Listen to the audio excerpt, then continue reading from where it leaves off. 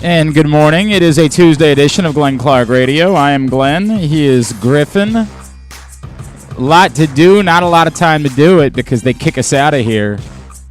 Not like they're getting kicked out of the building. That's later in the week. Today we just get kicked out of the studio and they let those jerks from Simply the Bets come in. They want to talk about betting and trying to make money and whatever. I hate those guys. But we'll do it at 11:40. Simply the Bets. Hey, there's Glenn. Simply the Bets, brought to you by the FanDuel Sportsbook at Live Casino in Hotel Maryland every Tuesday morning at 11:40. Although, again, as I warned you guys, not the next two Tuesday mornings because we won't be here. I'll keep reminding you so you're not caught off guard. We will be off from July 1st until July 18th. It sounds like a long time. It's 10 shows. 10 shows that we would have been doing for you, we will not be doing. I'm very sorry. We're moving studios. I'm doing the Women's Lacrosse Championships. We're going on vacation. And with the studio move, normally we would get fill-in hosts and we would do all that. But with the studio move, it's just not possible. So just fair warning. I do worry that you guys will find some other content and realize, hey, that's better, and not come back. I am worried about that. Don't get me wrong. But I hope that at least one or two of you will choose to rejoin us when we come back on the 18th. But in a normal world, other than the next 2 weeks, Simply the Bets every Tuesday at 11:40 a.m., Weekend at Bookies every other Thursday. So this week, and then I don't know what the schedule will be because I haven't considered. I guess we'll just kind of keep it. We'll skip one show, and then we'll bring it back the week after that. That's a problem for future Glenn. I'll let him deal with that. Weekend at Bookies, also brought to you by the FanDuel Sportsbook at Live Casino in Hotel Maryland. All right, loaded show today. Conor Orr from SI joins us in a few minutes. He is extremely, really over the top, all in on what the Ravens have done this offseason. More than most people in Baltimore. Yeah. Said Eric DeCosta was his MVP of the offseason, and thinks the Ravens draft class could be the one of the best in the last 20 years. It's nuts. It's nuts. We'll talk to Conor Orr about all that. After that, we're going to preview the women's lacrosse, the World Lacrosse Women's World Championships. I got to make sure I say that right because I'm going to be saying it a lot over the course of the next 10 days. World Lacrosse Women's World Championships, which get underway tomorrow night at Towson University. I'll be over there starting on Thursday. I might try to get there tomorrow night for the opener, USA Canada, just to get a lay of the land, if you will. Although I've been there plenty of times over the years. Matt Hamilton, USA Lacrosse Magazine, is going to join us to preview the event, who we should be watching for, who's a threat to the U.S., why you should be going out of your way to be getting out to Towson over the course of the next 11 days in order to check out, a world-class sporting event that just so happens to be literally in our backyard. Well, maybe not literally. I guess if you don't live right there, it's not. You know what I mean. I used literally the figuratively way. All right, settle down. I do that sometimes, like a lot of other people do. We got bigger problems. Next, we will check in with our buddy Darius Victor. Speaking of Towson, former Towson running back. He was the Offensive Player of the Year in the USFL. I know not a lot of you are watching the USFL. I understand. I'm not going to pretend like I was.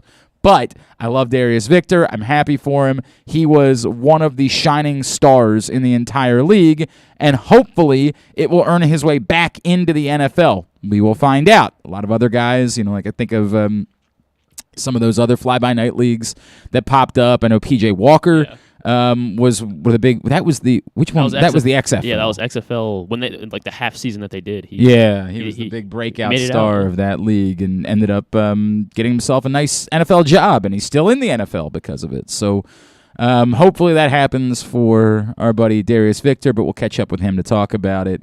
And also later on in the program, some fellow you might have heard of named Gunnar Henderson will join us as we make our trip down to Norfolk to chat with a member of the Tides. Baseball Prospectus recently said that Gunnar Henderson was the best prospect left in all of the minor leagues. Interesting. Of course, the top prospect rankings still include guys like Adley Rutschman, just because they don't update them until guys graduate but play enough major league games. I don't know where Gunnar Henderson will be the next time, like MLB.com or Baseball America or somebody else does their updated prospect rankings. But Baseball Prospectus quite high on Gunnar Henderson. And, he's good. We know that. He's really, really good. We'll talk to him a bit more later on in the show. So a lot to do today. Fun night of watching baseball. Admittedly, I am somewhat relieved. And I said it when it happened. I don't know that I would have had the piss and vinegar in me to come in here and engage in a debate about pulling Tyler Wells when he was working a perfect game. I just don't know that I would have had it in me to feel strongly one way or the other. In the moment when it was going on, and they kept, kudos to Kevin Brown and Jim Palmer, who kept referencing it, I thought to myself, look, the pitch count is so low that you probably got to let him go for a little while.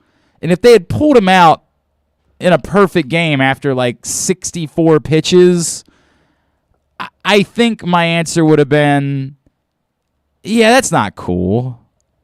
But I do get it. It does speak to some of the awkwardness of what we are discussing in relation to what the Orioles might do before the trade deadline, in relation to the Orioles being a bit better than perhaps we expected at this point in the season, which is that some of your thought processors, some of those might have to be revisited. But I get it. The innings thing, and we talked about this with Grayson Rodriguez, the innings thing is real. The total number of pitches is real. We've got enough data now to think that you can just let someone fly to another insane innings number they've never reached, has serious potential to do major damage to that player's development. So it's real, it's legitimate, and we can scream and bitch and moan about it all we want, but we have to recognize the fact that it's real and that a major league team has to consider it. And Tyler Wells might not be the centerpiece of what the Orioles might do in the future. But Tyler Wells right now is their best pitcher. And Tyler Wells is the closest thing they have to, not a certainty. That's not true. Grayson Rodriguez is still the closest thing they have to a certainty, despite the fact that he's hurt right now. I don't know how to define him. He's the best major league pitcher they have, and barring him falling apart, could go into next year is the guy that you have. No, I still can't say that.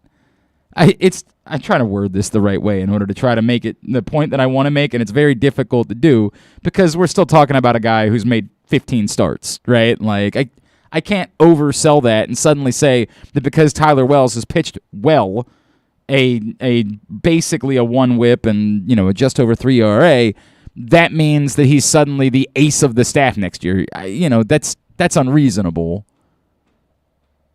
But he's the guy that's pitching well at the major leagues, and that means something. Tyler Wells, for his career, the most innings he has pitched, 119 in 2018. Right now, after last night's... Hang on, I got to make sure they factored in last night's start to this number. Always the tricky thing about some of these places where you get baseball stats is that you sometimes find out that they didn't update from last night and that doesn't go in until about 24 hours later. And here you are talking out of your ass. You're like, gee, what's going on? Tyler Wells, after pitching 5 innings last night.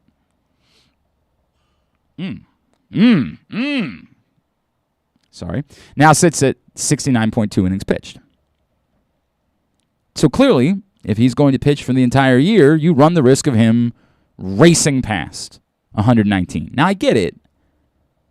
Just because you don't want to go from 119 to over 200 doesn't mean that you don't want to ramp up to somewhere in the neighborhood of, say, 160. I understand the problem that Brandon Hyde was faced with last night. As an organization, they have a plan.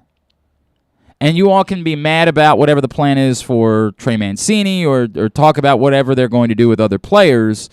But as guys focus on the coming years, which are the years that matter, the organization has to have a plan. To say you have to deviate from that now because the Orioles are a little bit better than we thought they would be, no-ish.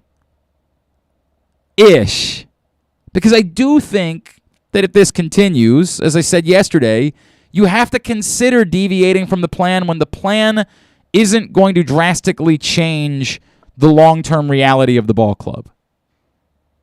Whatever the plan is for Trey Mancini, if the Orioles are suddenly like within 4 games of a playoff spot in late July and continue to play well, are over 500 by that point, then suddenly it demands you rethink that if the return that you're getting for Trey Mancini is not significant.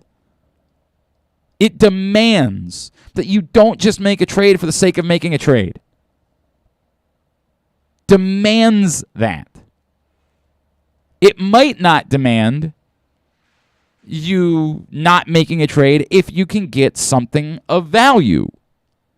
Because I get it, you still have to consider the years that matter.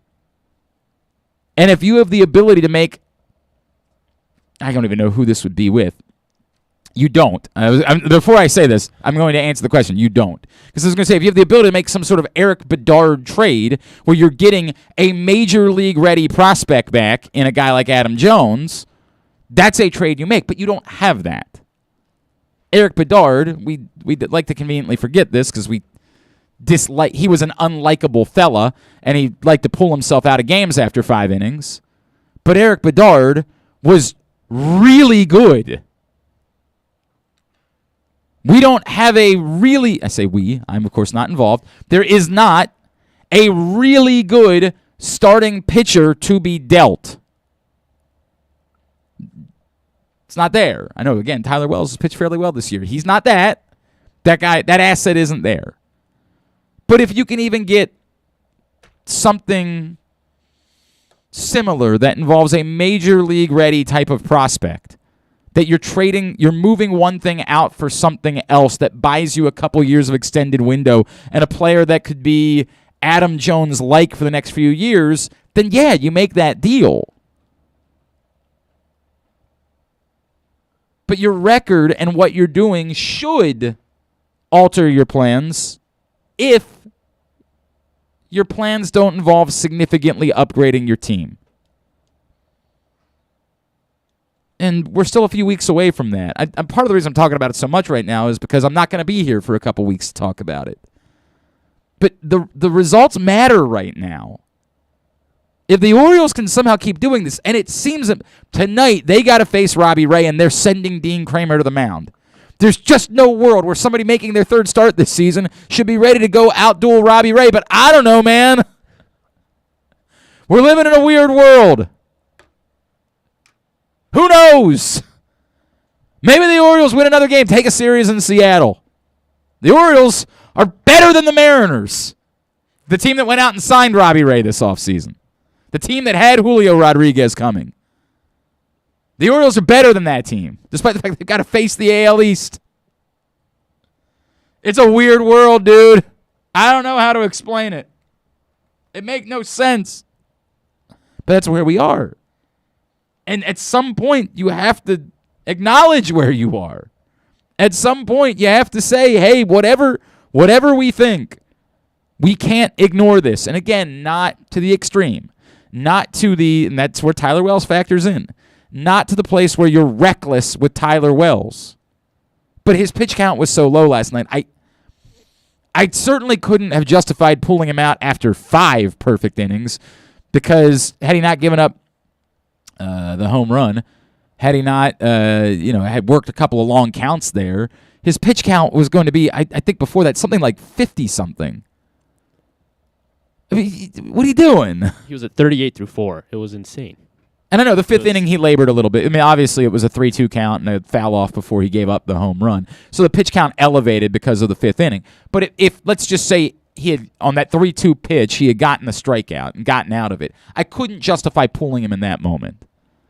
But again, I think they were going to pull him. I don't think he was going to get through 9 perfect innings. I don't think that was going to happen. And in a way, I'm relieved. Honestly, I'm relieved. Because I just don't... I would have been forced to sit here and do the, yeah, but it's history, yeah, but blah, blah, blah, blah, blah, blah, blah, blah, blah thing, and I just don't have it in me. Because I don't know what the correct answer is. I think the right answer would have been doing what they did, but, I've talked about this before. This is a perhaps once-in-a-lifetime opportunity for someone. There is no right answer in these cases. There's not. I mean, there really isn't. Who was the Dodgers? Was it Stripling that the Dodgers did that with once upon a time years ago when he was young in his career? Didn't he have I don't know if it was a perfect game or at least a no-hitter going. I want to say it was Ross Stripling that they did that to and pulled him out. This would have been... in the 8th inning. How many years ago was this? This was... Oh, I love it. Love to see a date. This was in the past. Okay, I figured that much. It was in 2016. 2016. Yeah, it was in April, so that was like his rookie season. Yeah. Now Ross Stripling turned out to be a good pitcher for the Dodgers. He didn't turn out to be anything special, but he turned out to be a decent pitcher, a bullpen arm, right? For the most part. They ended up losing that game. That's why it was a big deal too. Oh, I had forgotten about that. Yeah. I don't know the answers, dude. I don't know the answers. I really don't. The Glenn Clark Radio, I don't have the answers. I think the right thing would have been to pull Tyler Wells because I think that you can't just wildly deviate from your plan in those moments.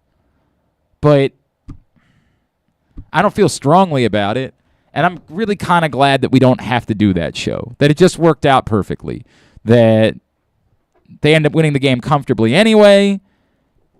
Now, you can argue you don't like having to use your bullpen as much as you're having to use it because at some point, it feels like something's got to give.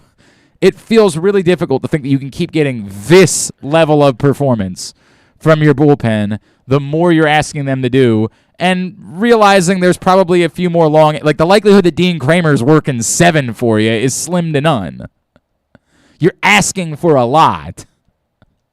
But I don't know. They're giving it to you, so I don't have all the answers. Fun night of watching baseball. Adley Rutschman, neat story, obviously, with them. We were joking. Griffin and I were yesterday. He was like, "It's Adley Rutschman's homecoming." I'm like, well, Adley Rutschman's not from Seattle, not by any stretch of the imagination. But I get it. It's the closest major league team to where Adley Rutschman grew up in Oregon. His grandparents were there. I understand. That's why he hit the home run. I understand that it was a special moment because he had family that was at the game because it was the closest, and apparently 1,000 people, friends and family, that it's the closest that he's played since he's reached the major league level. So I get it.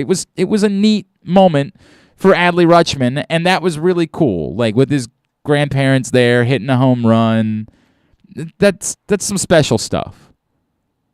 It was very cool. It was a very cool evening. If you stayed up late to watch the Orioles last night, it was a super pleasant way to spend a Monday night. Orioles, as I mentioned, will continue the series in Seattle this evening. Dean Kramer on the mound against Robbie Ray. So you never know. You never know. Dean Kramer has been unbelievable in his first couple of starts.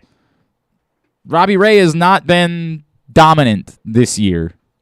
One of the things that I haven't been paying attention to, he's pitching to a 4.07 ERA on the season. So, who knows? Who knows? Maybe somebody would say Dean Kramer's the better of these two pitchers. He's high strikeout still. Robbie Ray? And Dylan Cease did that on Sunday, so we'll see. We will see. All right, today's show also brought to you by your local Toyota dealer, buyatoyota.com. Make the most out of every day in a Toyota RAV4, available in hybrid or gas-only models. A RAV4 can get you where you want to go in style. Check out buyatoyota.com for deals on new RAV4s from your local Toyota dealer today. Let's switch, talk a little Ravens right now. joining us. Man, we've talked to a number of times over the years, and he is very high on what the Ravens have done this offseason. I guess I want to make that very clear. I wasn't emphasizing very high because I'm suggesting he's high. I'm not saying that. I'm just saying he thinks very strongly of what the Ravens have done this offseason. He covers the NFL for Sports Illustrated. He is Conor Orr. He's back with us here on GCR. Conor, it's Glenn and Griffin. It's good to talk to you as always, man. Thank you for taking a couple of minutes for us. No problem. I'll do some Orioles, too, by the way. I'm a big Orioles fan. How's Adley doing this year? How's Adley Pretty doing? good? He just hit a home run last night with 1,000 friends and family members in attendance out in Seattle. Conor, we were preparing for this year to be desperate and only wanting to talk about Lamar Jackson's contract throughout the months of June and July. And all of a sudden, the Orioles are like within 6 games of a playoff spot, which nobody saw coming. And that's not even like an accomplishment, but given where we thought we were going to be, it's the most insane, pleasant season of Orioles baseball we could have ever asked for. Team of destiny, baby. There we go. That's what it's all about. I love it, man. I love it. Let's talk about the Ravens. Let's talk about why it is that, in your mind, Eric DeCosta is the MVP of the offseason. So I wrote a pretty long column about this a couple of weeks ago, and I think what's really interesting to me is they're taking a hard right turn when everybody's taking a hard left turn, and they're just assembling all these really, really good pieces and players that are super undervalued. They're going to be super affordable for a long time, and they're going to be building blocks of really good football teams. And, it's just like everybody's fighting each other and overspending for positions like wide receiver. For some reason, the market just exploded. And they're just sitting it out, and they're getting better assets that are going to help them for a longer term period of time. And I think it's just so smart, and it's a winning strategy. All right, let me try to go into that a little bit if I could, Conor, because I do like the players the Ravens got. I think you and I talked after the draft. I love Kyle Hamilton. I think he's a hell of a football player. I think. Tyler Linderbaum is a smart, kind of savvy type of player to add at a position of need that could be a guy for a decade here. And frankly, I think David Ajabo might be the best pick that they made in the draft. That being said, when you say people are spending all this money on wide receiver for some reason, isn't the answer because the Super Bowl winners have all had really good wide receivers, and the teams that have made the biggest jumps offensively have been the teams that have had the best wide receivers in recent years? Like, don't we know, even when you're a team that wants to run the ball as much as the Ravens do, in order to win the biggest games, you're going to need to have those types of players that you can rely on to make big plays? Well, I think, and this might end up being a crazy take, but I've decided that I'm willing to die on this hill, and it's okay. I think that this is sort of the genius of the Ravens Moneyball moment. Is they have a team that receivers don't really want to play for, right? And let's just call it what it is. Hollywood Brown wanted to get out. You're not Juju Smith-Schuster a couple of years ago would have rather played with the corpse of Ben Roethlisberger to go to the Ravens, right? Right. Receivers don't want to come here. And you have a team that's built around a quarterback that has a very particular skill set. So tight ends really want to come and play here, right? Because he's good at throwing the ball to tight ends. He completes a lot of passes to tight ends, and they fit in sort of this weird little offensive universe that they have. Tight ends also cost half as much. They do twice as much, and they're still moving the ball for you. And so I think that the Ravens are kind of thinking like, okay, we'll just make it up in the aggregate a little bit, Right. And, and I think like otherwise what you're doing is, what would they have had to do? Pay Christian Kirk $19 million, $20 million? And is that really the world you want to live in if you're the Ravens? No question, right. Yeah, you definitely don't want to be paying extraordinary numbers for guys that aren't that good. I guess the question would be, but like, does that mean that you're not if you're going this route, don't you have to draft wide receivers, right? Like, that's still I still come away from this with that difficult part of this, which is, okay, I get it. Receivers don't want to sign here. You would have to overpay for them. Fine. Someone would make the argument you could trade for a receiver, but you still have to pay extraordinary prices for that. At some point, doesn't doing this require you to keep drafting wide receivers, because the idea that, they've got 3 young ones that we hope are going to be guys, but doesn't math say you need to constantly sort of flooding your system with wide receivers if you're going to go this route? Possibly, but I would say this, like, you have to look at this draft, in my mind, as sort of an individual thing, right? And so would you have rather come out of the draft with maybe the best safety prospect we've seen in 5 years, definitely the best center prospect we've seen in a couple years, guys who are going to be there for a very long time? Or would you rather do kind of what the Commanders did, which is trip over yourselves to take the fourth best wide receiver that you have no idea whether or not they're going to pan out? Like, I think we can both agree that, and again, the draft is a crapshoot, right? But if you take Linderbaum and Hamilton versus maybe the fourth best wide receiver in this draft, which one are you feeling better about right now? If you look at it kind of in a macro term, like over the long term, right? I just think, that was a value judgment that I thought was, pretty savvy. I understand. Conor Orr is with us here on GCR. I understand exactly what you're saying. I'm sure that somebody in response would say, well, hey, let's go back to 2019, and weren't the teams that took the next group of wide receivers much happy with the fact that they were able to get that fourth wide receiver? And shouldn't more teams have been valuing that when the likes of Terry McLaurin and A.J. Brown and DK Metcalf were on the board and everybody was letting wide receivers slip by? Sure. Yeah, I think I would guess, and I don't know this, but I would say that the Ravens will probably admit that is probably ultimately their blind spot. But again, it's like like I was talking to a couple of coaches about this theory that like of positionless football, right? Where a lot of guys on the field like aren't really, you don't need them to be stars. You just need them to run a certain way, to manipulate a defense a certain way to get you to do what you want to do. And I think that is essentially what receivers are in the Ravens offense, right? And so it's like, I just think you can live without it. And I know that sounds crazy, but there are teams like, what was it, a couple of years ago? The Bengals. I mean, even they were saying we can live without an offensive line. Right. I mean, there are crazier theories out there.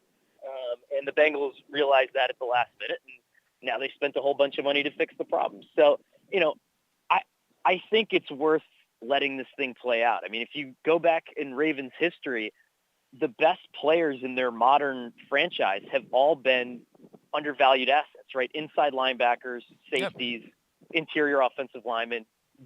They've shown you can win that way. They've had the third most efficient offense in the NFL since 2018.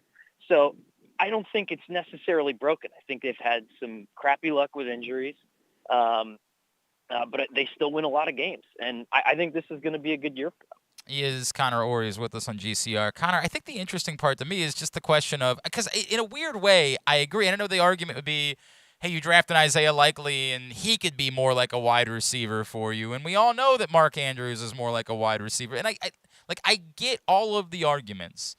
I come back to specifically, can you win the Super Bowl doing this? And I get it. I'm painting a very narrow, and it's a good problem to have, because in a lot of places they would be desperate to be talking about, can you just win some games and be good? But the Ravens have done a lot of that over the years, and it feels like the question just remains, all of these things, this experiment, this positionless football, this valuing, undervalued spots and not having wide receivers, do we have any way to know that it can be done to actually win a Super Bowl?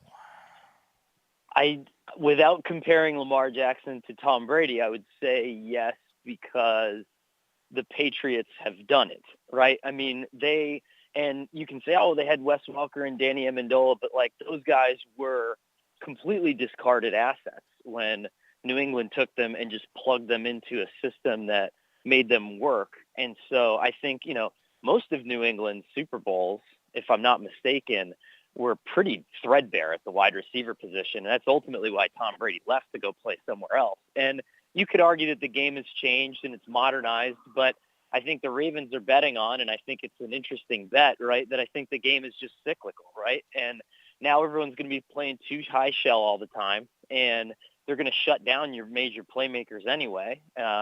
Watch, like every single team is going to run this kind of big play prevention defense. And so what's going to beat that is a strong running game. And I think it's it's a worthwhile bet because I think the Buccaneers and the Rams were the last two teams that are really going to be able to take advantage of that old Seattle cover 3. It's just not going to look the same, I think, anymore.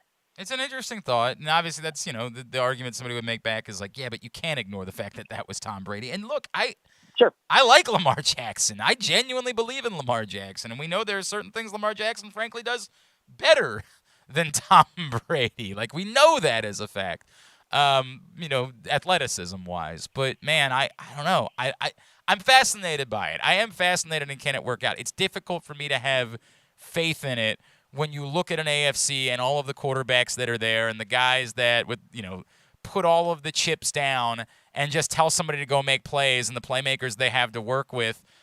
It's tough for me to fathom. Also, sort of because of the way the NFL works, that don't the rules benefit the teams? Like the Chiefs-Bills situation from the playoffs a year ago. Don't the rules of the league benefit the teams that can just say, look, when everything's working against us, we're the team that can either have our defense make a play in the backfield and get a stop, or be the team that can go down and score really quickly by throwing the football. Isn't the league built to benefit those teams? Yeah, but I think my counter to that would be, if you're Baltimore and you want to start doing that now, and you could start, and again, I think, and I'm not certain on this, but I think that they would probably, be kicking themselves in the second or the third round. They didn't get into the wide receiver party a little bit, but would you rather try to start that process now and be like the 9th best team at doing that? Right. Or would you rather, kind of double down on what you're doing and be by far the best team at what you're already good at and take that gamble? Like, that to me, like that's kind of the absurdity of, not the absurdity of like the AFC West, but it's like, let's all compile all this talent in this basically the same way, hire all these coaches from the same system, run kind of the same offense, and then see what happens. Just duke it out, right. You know what I mean? And so I think, I don't know, I think I would just rather, to make a baseball analogy, it's like I'd rather be a Rays fan right now than, I'm an Orioles fan. I'm always going to be an Orioles fan, but I would rather be a Rays fan than like some team that's just crappy for a couple of years and spends a lot of money, then gets crappy again. You know what I mean? I hear you. Yeah. I hear what you're saying. I guess my answer would be, couldn't it be an amalgamation of the two, right? Like, couldn't you have done everything that you've done? And I'm not down. I'm not down on it. I'm intrigued by it. I just really get nervous. And it's a twofold. I get nervous about the wide receiver thing, and I get nervous about the edge rush department simply because it seems like as good of a defense as you can build with a secondary, and analytically, I get it. That's the way you're supposed to build your defense, is with the secondary, but it still feels like when all the chips are down and you have to make a winning play defensively, the most likely place for it to come is from your front seven and a truly gifted special pass rusher, and the Rams figured out they needed to have a Von Miller in order to go make plays like that to try to win a close game and make sure that I'd get over the top. Those two things still ultimately, I think you can be a good football team. I wonder about the moments where the game matters the most. It feels like the biggest plays are being made in different ways. I think if it comes down to that, it's interesting, right? Like the Bengals and Trey Henderson and all those guys, they built their secondary from back to front. They focused on coverage, and now all of a sudden Trey Henderson's a 20-sack-a-year player. Mm-hmm. I think the Ravens can develop their guys in a similar way where you're going to have one of those players come out of it. But the flip side to that is I think if Baltimore is in the mix by the middle of the season, I think that they are smart enough to realize what you're saying, and I think they are going to get a good edge rusher, or they will try to get a good wide receiver, but they'll try to get it for pennies on the dollar. Sure. I think, you know what I mean? If it's that glaringly deficient, I think that they've been pretty good over the years. I think at least taking a crack at that, and trying to get it. They haven't like the unique Ngakoue thing didn't work out for them, but they tried it, like I get it. I get what you're saying. They attempted to do something, and unfortunately it just didn't work. It was a square peg round hole situation where they got the wrong player for what it is they do, because he wasn't a 3-down player, and that's just not, they don't use situational pass rushers, or they haven't in Baltimore. We'll see if that changes with Mike McDonald now moving forward. It's fascinating. Like, it really is. It's an experiment, right? Like, and it's a fascinating thing to watch, and it's a lot of fun because we expect the Ravens to win, and because Lamar Jackson's very entertaining. Like, everybody here is excited about football, which, I don't know if it's the exact same way in every city in the country. We're just greedy now. And, we just want to win Super Bowls. That's the way that it goes. Connor, what should we be plugging for you, man? I know it's at Conor Orr with one N on Twitter, and, of course, SI.com. But what else should we be plugging for you? I would say, just check, go to SI.com and go to the subscribe section. We're running some great deals on the print magazine, and I can tell you we're working on the football preview issue right now, and it's really, really, really good. So make sure you're subscribed in time to get that issue in August, because I'm telling you, man, it's all coming back. Print magazines, everybody's in on it. I miss them. I love that. Get it. I love it. All right, Take Connor. it to the beach. Hell yeah. I just like having it sitting on my table when I'm sitting down watching TV at night. I'm like everybody else. I get distracted. I just want to pick something up and read. I want to go that route. All right, buddy. Appreciate you. Thank you for doing this. Let's talk again soon, all right? All right, take care. Conor Orr, SI.com. Again, I don't have, as always, Glenn Clark Radio, I don't have the answers. I can't see the future. I don't know. I am concerned. I do like the thought process, and I get what Connor's saying, is that it's the thing that we talked about going back 3 years, 2019. You zig, we zag. It's an extended version of that. You don't think the value's at safety? Cool, we'll take the best safeties. Try to play positionless football. Just get good football players. Plug them in. I like it. I also hope that Dafe Owe, in his second season, is ready to take another step forward, and that helps address my edge rush concern, because we liked a lot of the things that we saw from Dafe Owe in the first half of the season a year ago. And I hope that all these young wide receivers are good. But at some point, I worry that your season might come down to, can you make one play disrupting in the backfield? Can you score quickly moving the ball downfield? And I get it. The Ravens did some of that. They've shown they can do that. Lamar Jackson, we know, is capable of that. But as much as we want to beat up Hollywood Brown for all of his faults, he was typically quite helpful for those types of things. Will this group of guys be able to do that? We just can't know. And you're resting your Super Bowl hopes on that. You're pinning, will you win the Super Bowl, on this. And that makes me antsy. I can't tell you that it won't be done. I'm just apprehensive about it. Today's show brought to you by Glory Days Grill. They are giving away a backyard barbecue for you and your friends. And one of your friends is going to need to be Glenn Clark. Griffin, maybe. I mean, it depends. I'm not sure if you're ready to call him a friend or not. He's more like somebody you met once. He seems cool. By the time they give it away, I think everyone will consider me a friend. You think by that point you should be. All right, maybe Griffin too. Definitely. Go register right now. No purchase necessary. GloryDaysGrill.com. Summer seasonal menu is coming. Also, what's coming is I'm going to be working right down the street from Glory Days Grill, so you're going to see me in there basically every day. Somebody says, hey, we got to find Glenn. I think you know where you can look. Love Glory Days Grill, ribs, wings, burgers, all of it. Oh, God. Those smoky thigh wings. They changed the world. The short rib brisket blend burger with the blue cheese and the caramelized onions. GloryDaysGrill.com. Get your order in and sign up to win that backyard barbecue. When we come back in, we're going to preview the World Lacrosse Women's World Championship, which, yes, is a mouthful, and I would have encouraged them to maybe. World twice? Yes, they do, because it's the organizers of the World Championships is a group called World Lacrosse. Okay. That's the organizers of the event. They're called World Lacrosse. It's like the college softball championship is the NCAA championship, right? For the World Championships, it's the World Lacrosse In basketball they got FIBA. In other sports, So technically the WL. World Cup is the FIFA World Cup. We just call it the World Cup. And I get it. We could probably stylize it as the Women's World Championship, but it doesn't include the sport title in there. So we call the World Lacrosse Women's World Championship. I'll have to edit the rundown. I call it the Women's Lacrosse World Championship. I'm fine with that. It's not an official title, but it's good enough. World Lacrosse Women's World Championship. And I need to maybe say it 10 times. World Lacrosse Women's World Championship. World Lacrosse Women's World Championship. World Lacrosse. All right, never mind. Not going to happen. But I'm going to be saying it a lot over the next couple of weeks. We're going to preview it. Matt Hamilton, USA Lacrosse Magazine, joins us next. Glenn Clark Radio.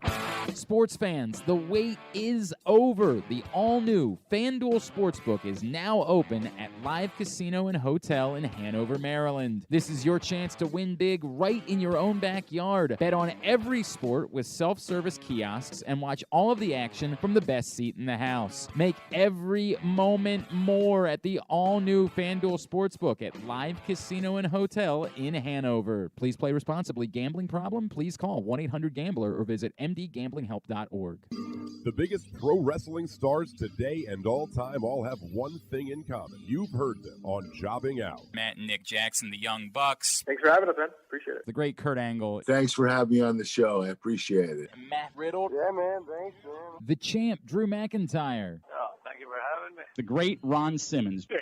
Keith Lee. Appreciate you guys having me, man. Bill Goldberg. My pleasure. Charlotte. Thank you so much for having me. Mick Foley is with us. This is the greatest name for a wrestling show I've ever heard. MJF. I'm glad you're happy I'm on this show because I'm freaking miserable. Le champion. Chris Jericho. Le champion. AJ, Aaron, Brandon, and Glenn are talking pro wrestling every week on Jobbing Out. Find it at PressBoxOnline.com/radio, iTunes, and SoundCloud. The Toyota Tacoma comes in a wide range of models and trim lines. You can choose the perfect Toyota to reflect your unique personality and driving habits. Check out buyatoyota.com for deals on new Tacomas from your local Toyota dealer today.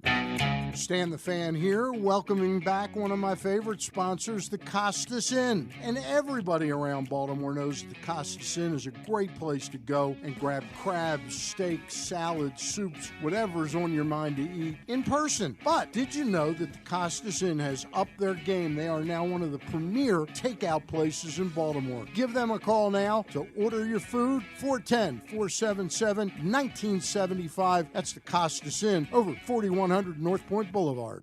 The latest edition of Pressbox is available now, and it's our very first Salute to Coaches issue. On the cover, we recognize Ravens coach John Harbaugh ahead of his 15th season. Also inside, find tributes to Navy football coach Ken Niumatalolo, UMBC soccer coach Pete Caringi, Maryland soccer coach Sasho Sarabsky, and field hockey coach Missy Maharg, Mount St. Joe basketball coach Pat Clatchy, and Poly basketball coach Kendall Peace. We also honor recently retired Johns Hopkins lacrosse coach Janine Tucker and Calvert Hall baseball coach Lou Eckerl, the athletes whose lives these coaches have impacted, offering insights on what makes them special and why they've stood the test of time. Pressbox is available for free at over 500 area locations, including 60 Royal Farm stores, and you can always find the entire edition, as well as the best daily coverage of the Orioles, Ravens, and Terps at PressBoxOnline.com.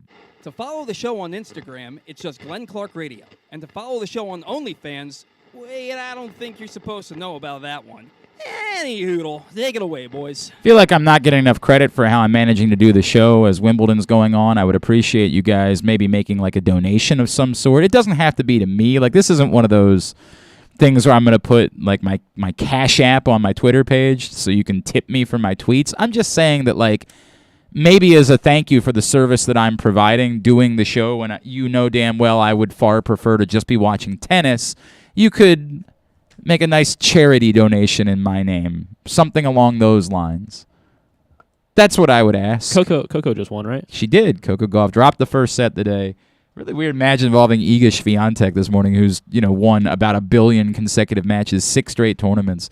And like, she won the first set at Love, got broken multiple times in the second set, but won it comfortably. Came back from down 3-1 and won it comfortably. I'm just saying, out here slaving away while humans are playing tennis somewhere, and I would rather be doing that. But yet here I am with you, a service for the community for a few more days. The real problem is going to be when I have to start calling lacrosse games and there's tennis being played at the same time. That's going to be an issue. Like, where I look over, it's supposed to be the live stats that are up, but I accidentally have the ESPN3 page up, and I'm like, oh no. Oh no. Let's talk about that. As you guys know, I will be part of ESPN's coverage of the World Lacrosse Women's World Championship. Joining us now to preview the event, explain why it is that you guys need to be headed out to Towson in order to check out a world-class sporting event here in our neighborhood. He is with USA Lacrosse Magazine. He's our buddy Matt Hamilton. He's with us now here on GCR. Matt, what's going on, man? How are you? Not much. Calm before the storm, Glenn. How you doing? Everything is good, man, except I need to spend. I could use a few more days to study the pronunciations of the players on the Uganda and Hong Kong rosters. But as a professional, I will do my best to make my way through it. I don't envy that job. Hey, man, look, it's more actually, once I have them, it's not that big of a deal. It's actually been, I've had to download WhatsApp. I've had to go through a lot of steps in order to get in touch with people. But that's the way it goes. We're covering a world-class event. Let's just start there. Generically speaking, why is it, Matt, that area sports fans that are casual, observers of women's lacrosse, why should they be making time over the course of the next 10 days to make sure they get out to Towson University to check out this event? That's a great question, Glenn, and I feel like I've been answering it for the past couple months, different formats, but basically, generically, this is the biggest compilation of women's lacrosse talent that the world's ever seen, and it's happening in our backyard at Towson University. And I mean, you can look at it from many different ways. You can look at it from the top end of the talent spectrum, USA, Canada, England, Australia. They're some of the best lacrosse players that have ever played the game. Yeah. So if you have any interest in women's lacrosse, it's the place to be. And then, from the teams that maybe aren't competing for gold medals, but are still traveling across the world, you get to see lacrosse played by teams like Uganda and Hong Kong. And it's really cool to see it because they just love lacrosse so much and they just do it for the love of the game. And they're, just as happy to be here as anyone. And it's a really cool feeling to be part of an event like this where you get to see top-notch lacrosse, but you also get to see lacrosse just for the love of the game and people having a good time. So if you have any vested interest in lacrosse, I'd recommend it. But I also work at USA Lacrosse, so I'm a bit biased. No, I get it. I understand that. And look, I'd say I'm biased because I'm involved with the ESPN. But even before I knew I was going to be involved with the ESPN, it's a major sporting event in our community. And while you guys are mad about the World Cup not coming here, and trust me, I'm devastated by it. These are the events that said yes to us. And these, do you happen to know, Matt? Is 30? Remind me the total. Is it 32 teams that are participating? What's the total number of teams that are participating in this event? 30. 30. 30 is the number. Think about the economic impact of that alone on our community and what this is going to do for our area. Even if it's not your thing, supporting something that's going to benefit us so significantly seems like a small ask. So that's my sort of addendum to what it is that you said. Matt, let's talk about you referenced the teams at the top. Admittedly, when I tell people that I'm working this event, they're like, wow, I just sort of assumed that the U.S. was the best country at lacrosse. I didn't know others were threats. Tell me how many countries are viable threats to winning the World Championship along with the United States. So you're looking at probably about a handful of teams, 5 or 6 teams here that, traditionally are competitive. So you start with the U.S. The U.S. has played Canada in the last World Championship final. So Canada is always going to be a threat. They have some talent, including Aurora Accordingly, a Maryland player from this past season. England, bronze medal winners in 2017, have a really good team, and they're definitely going to be a medal threat. They're always competitive. Australia, who have won the past 2 World Championships on U.S. soil, is back again, and they have plenty of talent. So they're going to be a viable threat. And then you're looking at teams like Scotland that, maybe on the outside looking in as of now, but they're going to be competitive, and they're going to have a shot at, making that medal round. So there's going to be 5 or 6 teams in that mix to, medal or, win gold. And so it's going to be a competitive few days in pool play to see how it sorts out. And then they get into, the actual knockout play. And that's where things really get going. But I'd say about 5 or 6 teams you're looking at that have a viable chance to at least medal, if not gold. If there were betting odds, I'm assuming the U.S. would still be the betting favorite to win the gold, correct? I would think so. I don't know if they have betting odds, but that would be interesting if they did. Yes, the U.S. would be the favorite. They won last time around, 2-time defending champions. They have potentially more talent than they've ever had, and they're going to come at this and want to win on U.S. soil. They've never done it before.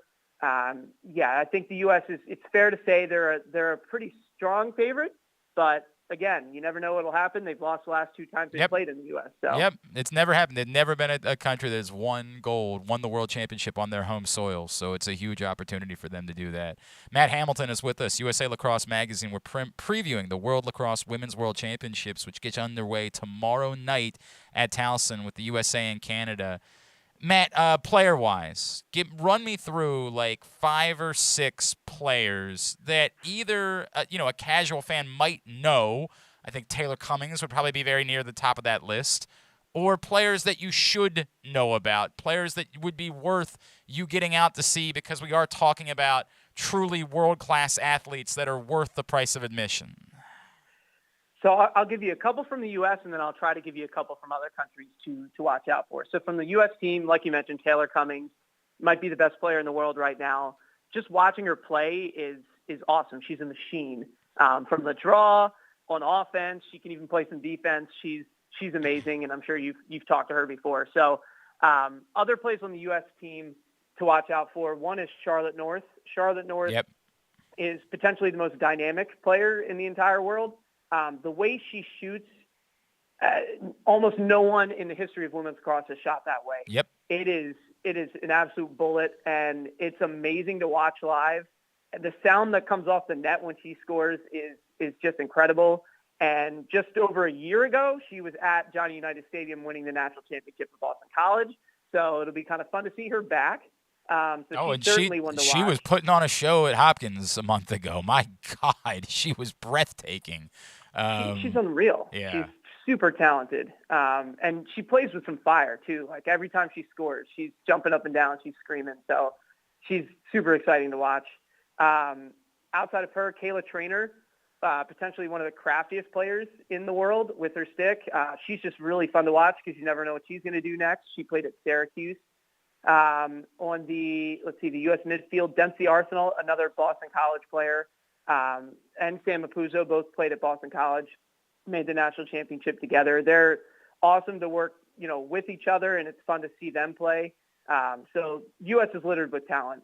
And if you take it across the different countries, Canada, we already mentioned Aurora Accordingly, played at Maryland. It's obviously a plus.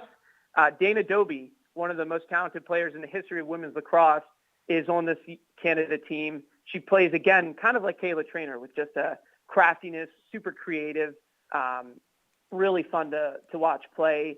Australia has Hannah Nielsen, former star in college lacrosse. She's still a threat, and she's a coach at Michigan right now. So she's another player that is just really fun to watch.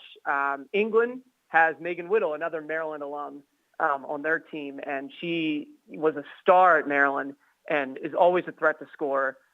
Will be super fun to see her play against the U.S. and Canada and Australia. So that's just a touch of some of the players. There's so much more talent, but those are some of the. No, that's exactly what I was looking for, and you certainly named some of the ones that jump right off the page to me that are certainly worth the price of admission. Speaking of that, by the way, I didn't even, until I got involved, until I found out I was broadcasting, I did not realize.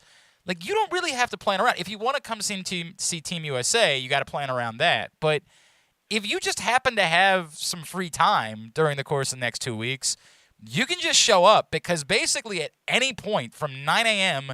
to 9 p.m. every day, there's going to be lacrosse being played. Like, it's insane how many games are involved over the course of the next week or so.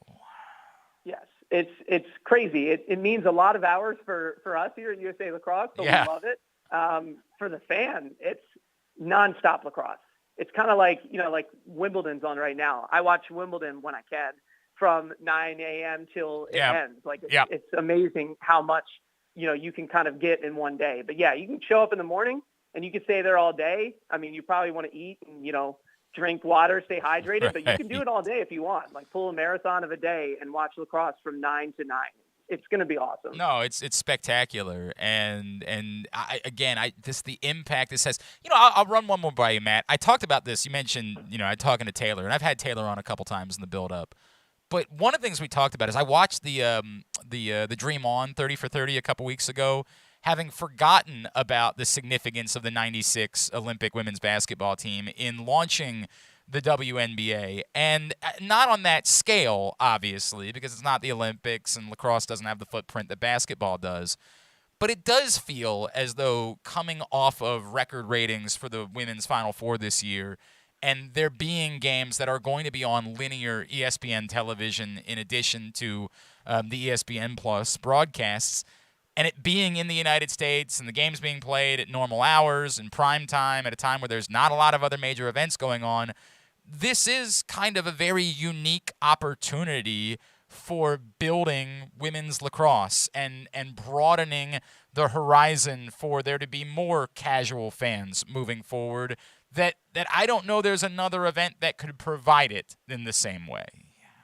Yeah, I mean, that's pretty much the theme of this tournament for both the women's team and just in general. This is a moment for women's lacrosse. It's a moment for women's lacrosse to kind of showcase what it is and why people should watch. And, you got 6 games on linear. It's going to be cool to see how many people tune into that, how many new fans can kind of pick up on the game. And this national team, one of their kind of main themes is more than a medal. And what that means is a lot of things, but, in the realm of just kind of, publicity and getting their name out there, this is a chance to really raise the level of women's lacrosse. Yeah. It's going to be seen at the World Championship, at least, by more people than ever before. And this team certainly is aware of that, and they want to keep kind of doing things that will, go viral on social media and scoring cool goals and really, really, appealing to average fans and people that, may eventually come to women's lacrosse. So it's certainly a moment for the sport to really rise up and kind of show why people should watch it. So, it's a theme of this tournament and will be for probably the next 2 weeks. Matt, what can I plug for you? I know you're on Twitter at Matt Hamilton 92, but coverage-wise, get the event. What all should we get plugs in for? Yeah, don't follow me. All I do is tweet about Adley Rushman all day. That's all the rest of us are doing too. In fairness, it's all any of us are doing around here. In terms of the tournament, our handles are at WorldLax2022. You can follow along for content throughout the tournament. If you want to follow the women's national team, it's at USAWLax. You can follow along with all the content that we're pushing out during games. And if you want to buy tickets, it's womensworldlax2022.com. I really encourage you guys to get out there. It's a huge moment for us to showcase to the world what we can do in hosting world-class events and embracing world-class events. And I know we do it with Preakness every year, but this is something a little bit different. Please, please show up and support this event. Matt, my first game is New Zealand-Ireland on Thursday. I will make sure I come by and say hello at some point over the course of the next 10 days. Appreciate taking the couple of minutes for us. Really excited about the World Lacrosse Women's World Championships. Look forward to seeing you out at Towson, all right? Awesome. Thanks. Appreciate you, Glenn. Matt Hamilton from USA Lacrosse Magazine, USA Lacrosse, checking in with us here on GCR as we get ready for what is a huge event. And I can't stress that enough. And it's somebody would say, well, yeah, you got a vested interest. You're working the event. I'm not going to be working the cycling classic later this year. I don't think. I mean, I'm just going to guess I'm not going to be working the cycling classic. I don't have any experience in that department. I can't fathom that they would want to hire me to broadcast that event. Although I'm willing to learn if they're hiring. But I'm going to say the same things then. And it's the same thing I'd say about the 5-star at Fair Hill. I don't know anything about dressage. I want you to support that event. There are only so many opportunities for our city to show what we are capable of in terms of being a host for these world-class types of events. You don't get these every day. Let's embrace them. You want more? You want more events coming here? Maybe things that are more like what you're into? Show what we can do for this one. And I get it. I certainly understand that tickets aren't free and you guys have plans. I'm not shaming anyone. I'm just encouraging that we embrace these things, as we would like more of them to come here and continue to impact our economy. 30 countries worth of teams and all the people traveling with them are about to descend upon Baltimore County and Baltimore. That's a big deal. That's very helpful for an economy. Support it. Support it. Get out and check out World Lacrosse Women's World Championship starting tomorrow night. USA and Canada. All right, hour number 1 in the books. Also brought to you by the FanDuel Sportsbook at Live Casino and Hotel, which is the place to be Saturday night for UFC 276. I know everybody's talking about O'Malley. Obviously, Israel Adesanya in the main event. Great card. Championship fights. Big fights. The place to watch all the fights and bet on all the fights is the FanDuel Sportsbook at Live Casino and Hotel, because they've got 61 self-service kiosks for you to bet on during the course of the night. You don't have to pay. There's no cover charge for you to watch the pay-per-view. So you're saving money, and you could make money. You could come out on top. Great food, great drinks. There at Sports and Social. You want to reserve your spot for Saturday night? Email events@sportssocialmd.com. Register, say, hey, I got some friends coming out. I want to get a table. I want to get a group of reclining chairs, whatever it is. Be there Saturday night for UFC 276. And a reminder, if you're like me and you are obsessed with betting Wimbledon and you love betting tennis, and you say to yourself, well, that's not convenient because the matches start at 6 a.m. and the sportsbook ain't open then. No worries. They got you covered. Those 61 self-service kiosks are open 24/7. So just get in when you can get in. Get your bets in. Very simple. FanDuel Sportsbook, Live Casino and Hotel. All right, we had to do this a little bit earlier on. Speaking of Towson University, someone who used to run around at Towson University. Of course, a very successful running back there. And what a season he had in the USFL. Let's chat with Darius Victor right now here on GCR. Great to be joined now here on GCR by a man who had an unbelievable season playing in the USFL. We've always enjoyed catching up with a great former Towson Tiger. He is Mr. Darius Victor, the Offensive Player of the Year in the USFL, and he's with us once again here on GCR. Darius, it's Glenn back in Baltimore. It's great to chat with you, man. Thank you so much for taking a couple of minutes for us. Thanks for having me, man. Always good to speak to you guys, and shout out to Baltimore. No doubt, man. It's great to catch up with you. I know you'd rather be getting ready for another football game this week, and I know that's got to be a bummer. But, man, can you just take me through when you decided you were going to make this jump and you were going to give this a shot playing in the USFL? What were your goals? What were your expectations? And how good do you feel about what you showed to everybody about what it is that you still have to offer? My goals initially was just to show that I still had something left in the tank. You know, people forgot about me and how good I play football. So my goal was just to remind folks and just take advantage of the opportunity presented to me. You know, try to make the best of each practice, best of each play, and just leave it all out there on the field. And hopefully, I did enough for people to remember me. And I'm forever grateful for the opportunity. But it was a great season. Unfortunately, in how we wanted to, but someone has to win, someone has to lose, and we picked a bad day to have a bad day. Right. I think if we play them again, we'll win. But shout out to Philly for going out there and doing what they had to do. But great season, had a great time, and I'll forever remember my teammates and coaches and things like that. Did you feel that people were taking notice? I mean, obviously you took notice enough to name you Offensive Player of the Year, but I mean, let's be honest. I'm sure you did this because you want to get back on the radar for the NFL. Did you start to hear from your agent, hear phone calls like, "Hey man, people are noticing. They're ready to talk. They want to talk more about you."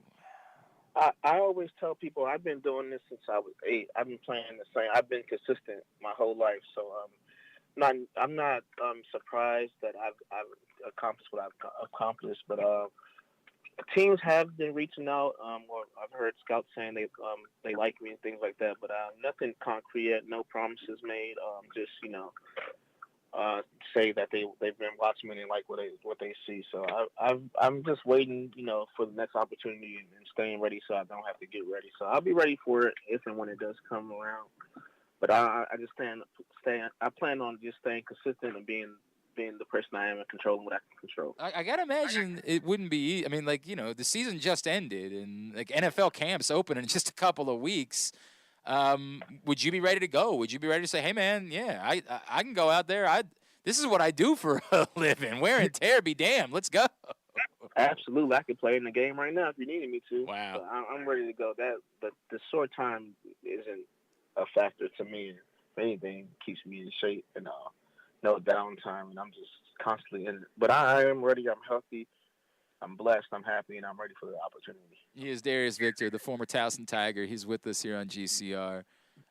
Darius, the experience for you in the USFL. This is the first of these, spring leagues that we've seen that's actually made it through to crown a champion. Unfortunately, the last couple, for various reasons, weren't able to do that. What was the experience like for you? Do you feel like it's a viable thing that could continue in the spring and can be an option for more guys in years to come?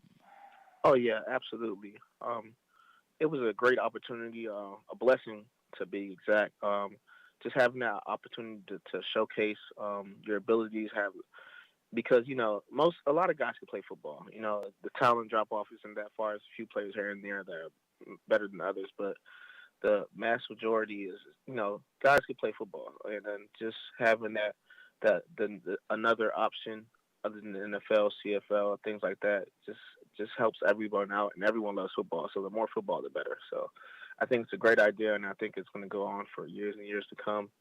And who doesn't love football year round? So it all makes sense to me. Was there anything about the league where you were like, dude, the NFL should start doing this immediately, or other levels of football should start doing this immediately because this was a lot of fun?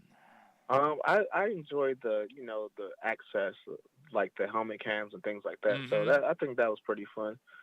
Just seeing what I'm running the ball, but just seeing it on the helmet camera was just a cool experience. It's cool, so right? I think things like that, just makes the game funner. So little things like that here and there could make the NFL a little more interactive. Yeah, you obviously know what it's like to have that vision, but the rest of us that have no athletic ability will never understand what that's like. So it's kind of cool to see that and get an idea of what it feels like to be Darius Victor. You in making this jump, what is it that you would say, hey, here's what it is that teams should see about me and why it is that you should be giving me another shot to get back into the NFL? I'm just a football player. I play special teams. I'm running down there, making tackles. I'm blocking. I'm a great teammate. I'm a great leader. Just a guy who picks up the playbook really fast. You can ask anyone about me, players, coaches, scouts, whatever. Everyone has good things to say about me. So I'm a guy that's not, quote unquote, taking a chance. It's just more of a short thing, So not just running the football, but just the person, the man that I am. And I think that if you picked me, you wouldn't have any problems on and off the field, and just it'll be a good idea if you ask me. I agree with, and we know what a good dude you are. We know that for sure, that you would be a wonderful representative of any franchise. Darius, your willingness to grind, because a lot of guys, you would say, look, man, I'm just not interested. I'm doing something else in my life, and I've talked to guys that are like that. Like, I don't want to go somewhere where I'm not making that much money. I'll just go get a job. I'll move on. I'll do whatever it is that I'm doing. Your willingness to grind for your dream, does any of that come from your own background? Like, that things have not been easy for you and your family in your life, and you're willing to take the hard road a little bit more and go after it and play in a spring league and continue to push and scratch and claw? Does any of that come from your own family history? I think I was raised to be tough, and I've been through a lot of obstacles, like you said. And I always tell myself, I tell people, I'm not even supposed to be here. I'm supposed to be in Africa somewhere, probably dead or fighting a war, whatever the case may be. But the fact that I have this opportunity, it's up to me to make the most of it. And I always say dreams are free, grind sold separately. So it's just that mindset that I told myself when I was young, and it's just it's paving its way, and it's going to work itself out. In due time, all things will fall into place. But like I said, I just got to worry about controlling what I can control. I know what I want. I know what I'm capable of. God's blessed me with all the ability, and it's up to me just to complete what He's gave me. So, but I'm available. I'm ready, and I'm hungry, and I don't ever shy away from some hard work or taking a long road as long as I get there. Would you go back and do it, like, if whether you get a look, it just doesn't work out, whatever the reason is, if you were to find yourself next spring not on an NFL roster, would you be, I mean, you're the reigning player of the year in the league, would you be willing to go back and do it again? Would it work for you within your life that you'd say, hell yeah, I want to keep playing football? Yeah, absolutely. I love football. I always tell people I would play football for free if you paid my bills and gave me food. Wow. So it's not something that I enjoy doing. I'm very passionate about. So absolutely, I would love to. If I wasn't in the NFL, whatever the case may be, I would love the opportunity to play in the USFL again. Because it's football. I love football. It's the greatest thing on earth. That's cool, man. That's real. I mean, it's dude. I wish I had the skill set to be able to do it, man. Like, it's cool to hear you talk about just the passion that you have for the game. All right, let's get to the important stuff, Darius. Tell me the thing you miss most about being at Towson University. Tell me about, like, the place that you would order food from late at night that, like, you kind of craved over. Give me the single things that you miss most about being at Towson University. I miss the people first and foremost, but my teammates, coaches, and just the atmosphere. But if you're talking about food, I just miss Towson hot bagels. I've been all around the world, and the bagel hasn't hit as good as THB. Really? Wow. Yeah. So I every time I search for bagel places. I go there, and it's like nothing can be as good as Towson hot bagels. So weren't you playing, like, when you were in the XFL? Weren't you playing for the New York team for a little bit? Yeah, I was. They had us in New Jersey, New Jersey. Okay, all right. New York Guardians. All right. So it wasn't quite the same. I was about to say, you really putting THB over New York bagels? My God, man, that is a statement.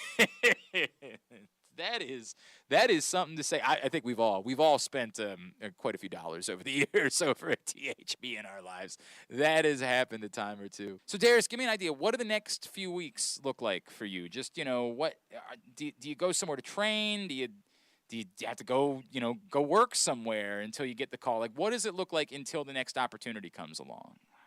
I'm going to just train and stay in shape and get ready for a call, because since it's such a short turnaround, about a month. So I'm gonna hopefully I get a call and I'll be ready for it and try to just hit the ground running. So I'm gonna do that, and if nothing happens, probably go back to work, something like that. But I always get a job whenever I'm not playing football. But since it's such a short turnaround, training camp start, I just want to focus on training. It's kind of tough to commit to something when you're like, hey, by the way, I might have to bounce in like a week and a half.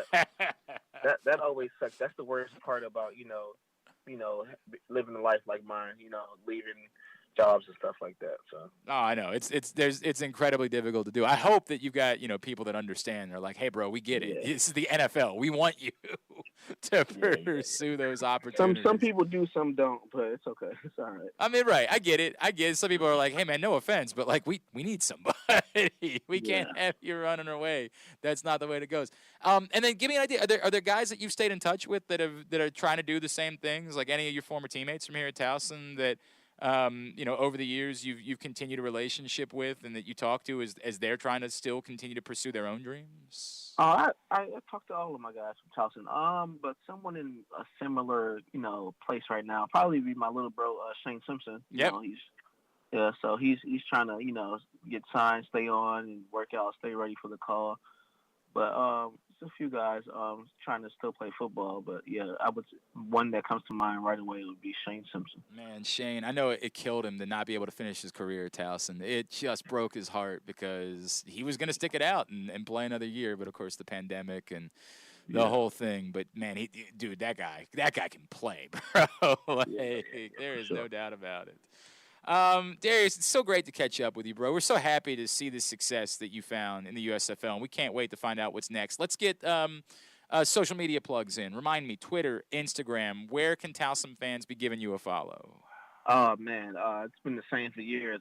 At YUNGVITOB on Twitter and on Instagram. I love you guys, man, and just hit me up whenever. Hey, bro, messages. I'm still the same guy, So. But you all, and you really have. You've always been good to us, and we always enjoy chatting with you. And we're excited. I got to tell you, man, there are times where I literally find myself questioning what your name is because I just convinced myself that you're Darius Vito.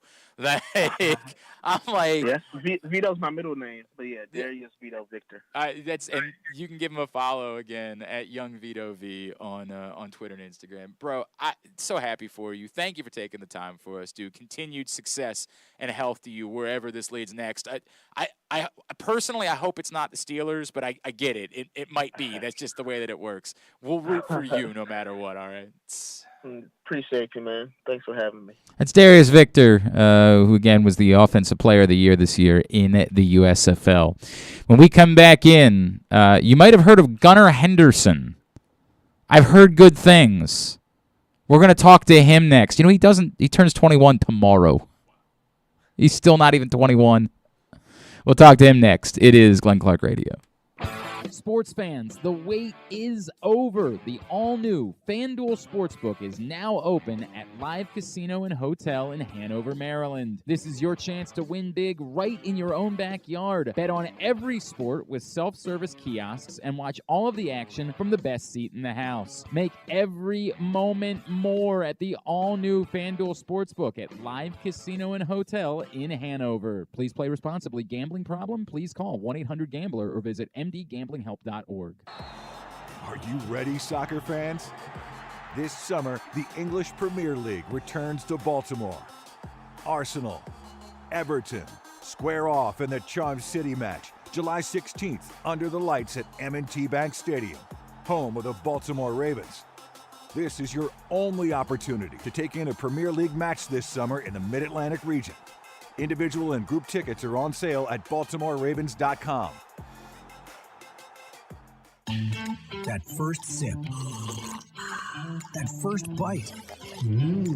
Start your day off right with a delicious breakfast at Royal Farms. Choose from a fantastic selection of fresh Royal Farms breakfast sandwiches and top it off with a rich hot cup of the freshest coffee in the world. At Royal Farms, breakfast is available day and night. It's the freshest breakfast in the world. Real fresh, real fast. Royal Farms. Come in for Glory Burgers, Glory Wings. There's glory for everyone at Glory Days Grill. Enjoy our award-winning burgers, ribs, and wings, or try our fresh salads, hand-cut salmon, or our scrumptious sandwiches. Yum! Come in for our daily specials every weekday, like $7.99 burgers on Mondays and $6.99 nachos on Thursdays. Dine in and let us serve you, or order online at glorydaysgrill.com and take it home. Visit us at glorydaysgrill.com for a location near you. Glory Days Grill, great food, good sports. The 2022 baseball season is in full swing, and the future is brighter than ever for your Baltimore Orioles. I'm Paul Valley. And I'm Zach Goodman. And together we bring you the Bat Around every Saturday from 10 a.m. to noon with everything you need to know about the Orioles and baseball as a whole. From veterans like Cedric Mullins, Austin Hayes, and Ryan Mountcastle, to young stars like Adley Rutschman, Grayson Rodriguez, and DL Hall. We've got you covered for every game, every pitch, and every debut. You can watch us at youtube.com/PressBoxOnline and Facebook.com/PressBoxSports, or you can listen at PressBoxOnline.com/radio. So join us live on the Bat Around every Saturday from 10 a.m. to noon right here at PressBox Sports. It's statistically proven that the show sounds better if you're not wearing pants. Like me, right now. You're listening to Glenn Clark Radio. All right, back in here on GCR. This is from Brandon. Brandon said, Glenn, appreciate your column about Tony Saragusa and the Ring of Honor. I'm not sure if I think he definitely needs to be in, but it's worth considering. One name you didn't mention when you talked about the backlog was the name Jimmy Smith. Did you see Jimmy get referenced by Julian Edelman on the I Am Athlete podcast? I saw that going around. And so I did. I mean, after I saw the email, I searched a little bit more. Julian Edelman, I would play a lot outside with Jimmy. I was the outside receiver at that time. I was effed. me and Jimmy, I remember him, like, I trained over at Exos in L.A., and I remember him coming out, and he was really quick and in and out breaks, and I'm like, who's this dude? And then we started playing against each other, and that's when we were playing Baltimore, like, twice a year, so, like, we know each other. You know, when you play teams a lot, I know your tendency, you know my tendency, so, like, this is what we're going to see. We're going to see who can win. So, like, there would be times he would win. He was a long guy. He was also kind of quick. He was patient at the line of scrimmage. He kind of knew how to. He kind of knew how to F me. Weird? There's got to be some context missing there. I won my battles, but he won his. We always played in important games against each other. High praise. High praise from Julian Edelman. He's a hell of a player himself. I like Jimmy Smith. I certainly don't think it would be a travesty for Jimmy Smith to be in the Ravens Ring of Honor. I don't feel strongly about it. Good player. Really good player. I mean, we talked a lot over the years about how drastically different the Ravens were with and without him. But there's nothing individually that stands out that says this is why he would have to be there or why I would campaign for Jimmy Smith to be a Ring of Honor guy. I would almost say Ladarius Webb-like. Good player. Really glad he was a Raven for a long time. But I don't think he needs to be given the highest honor a team gives. I like Jimmy Smith. I'm really glad he was a Raven for a long time. Put Chris McAllister in over Jimmy Smith? I think Chris McAllister would be more deserving, yes. And I did campaign for Chris McAllister for a long time, but I've listened to the argument about, he was a distract. Like, there is something to be said for the other side of the conversation. I don't know. Let's switch gears. Let's talk some baseball. Let's talk some Orioles. Let's talk some Norfolk Tides. This man just continued to rake since he got his promotion to AAA, and he doesn't even turn 21 until tomorrow. Shares a birthday with our own Griffin Bass. Joining us now, one of the top prospects in all of baseball. He is Gunnar Henderson, and he's back with us on GCR. Gunnar, it's Glenn. It's good to chat with you as always, man. Thank you for taking a couple of minutes for us. Yes, sir. Thank you for having me. Hey, dude, happy birthday. You got plans for the week? I know you got to play some baseball, but you gonna be able to do anything to celebrate a little bit? Yeah, my girlfriend came into town, so we're gonna go out and have a nice dinner tomorrow, and outside of that, just be playing baseball. So. Yeah, I get it. That's the part that matters. I understand that. How does this work when you're celebrating your 21st, but you're in the middle of a baseball season? Like, do you get to enjoy even like a drink, maybe having like a glass of wine at dinner tomorrow night, or do you even have to say to yourself like, nah, I just can't even do any of that right now? Yeah, I probably won't like any of it because this will be my first time. So, really? Yeah. Like, okay, all right, hang on a second. Understand, nobody's going to judge you. Please understand that. Is that a straight shoot that you never had a drink? No, sir, not yet. So. Wow. So you don't even know like what you're into. You don't even know what you would like. It's going to be a rough draft to figure out if any of it is any good, which I doubt it. But the irony is, tomorrow night is Wind Down Wednesday with the Norfolk Tides. And you can celebrate with $5 wine specials at the ballpark tomorrow night. Yeah, I think I'll be a little busy. On the field. A little busy. Probably won't go over too well with old Buck. Oh man, that's awesome. Well, happy birthday, Gunnar. You take me through. You get the call up. You end up at Norfolk at such a young age. Does it hit you at all? Like, oh my God, I'm 20 years old and I'm a level away from living out the dream. That does not happen for people like this typically. I mean, ever since I was growing up, this is what I wanted to do. So I hadn't really taken my age into account of it. I just go into each level just trying to learn as much as I can about each one and just put myself in the right positions to succeed. And especially like during the 2020 year when I was fortunate enough to go to the alt site. I got to face these type of guys. So I know I can do it, and just going out there each and every day and just being as consistent as I can. I mean, what's the biggest adjustment? Yeah, obviously the success has followed you. You've continued to just, hit unbelievably well since making the jump up. But what's the biggest difference for you? A lot of people talk about the fact that when you get to AAA, you're facing like really major league pitchers, guys that have been there, guys that are definitely going to be there. Have you felt that? Have you had to change anything in your approach as you've made that jump? Well, these guys, they have control of 3 different pitches now, so and they can throw that for strikes in any count. So I feel like just being more prepared on the scouting reports that we have, just really diving into what they have and what they feel comfortable with. I feel like that's a really big step because you just really got to hone in on what you do well and try to eliminate what they do well. So it's really fun to be able to kind of have that cat and mouse game, but look forward to doing it each and every week. He is Gunnar Henderson. He's with us here on Glenn Clark Radio. Gunnar, you've continued to be splitting time, shortstop, third base, as you've gotten the next level. I know Jordan's still there as well. I guess let me start with that because we actually just talked to Jordan a couple of weeks ago. How cool is it that this continues with you guys? Like, this really is setting up to be one of the more special stories. Like, your friendship, your relationship, the way that you guys have been interchangeable positionally. Like, how neat was it that you got the call at the exact same time and you were able to keep doing this thing together?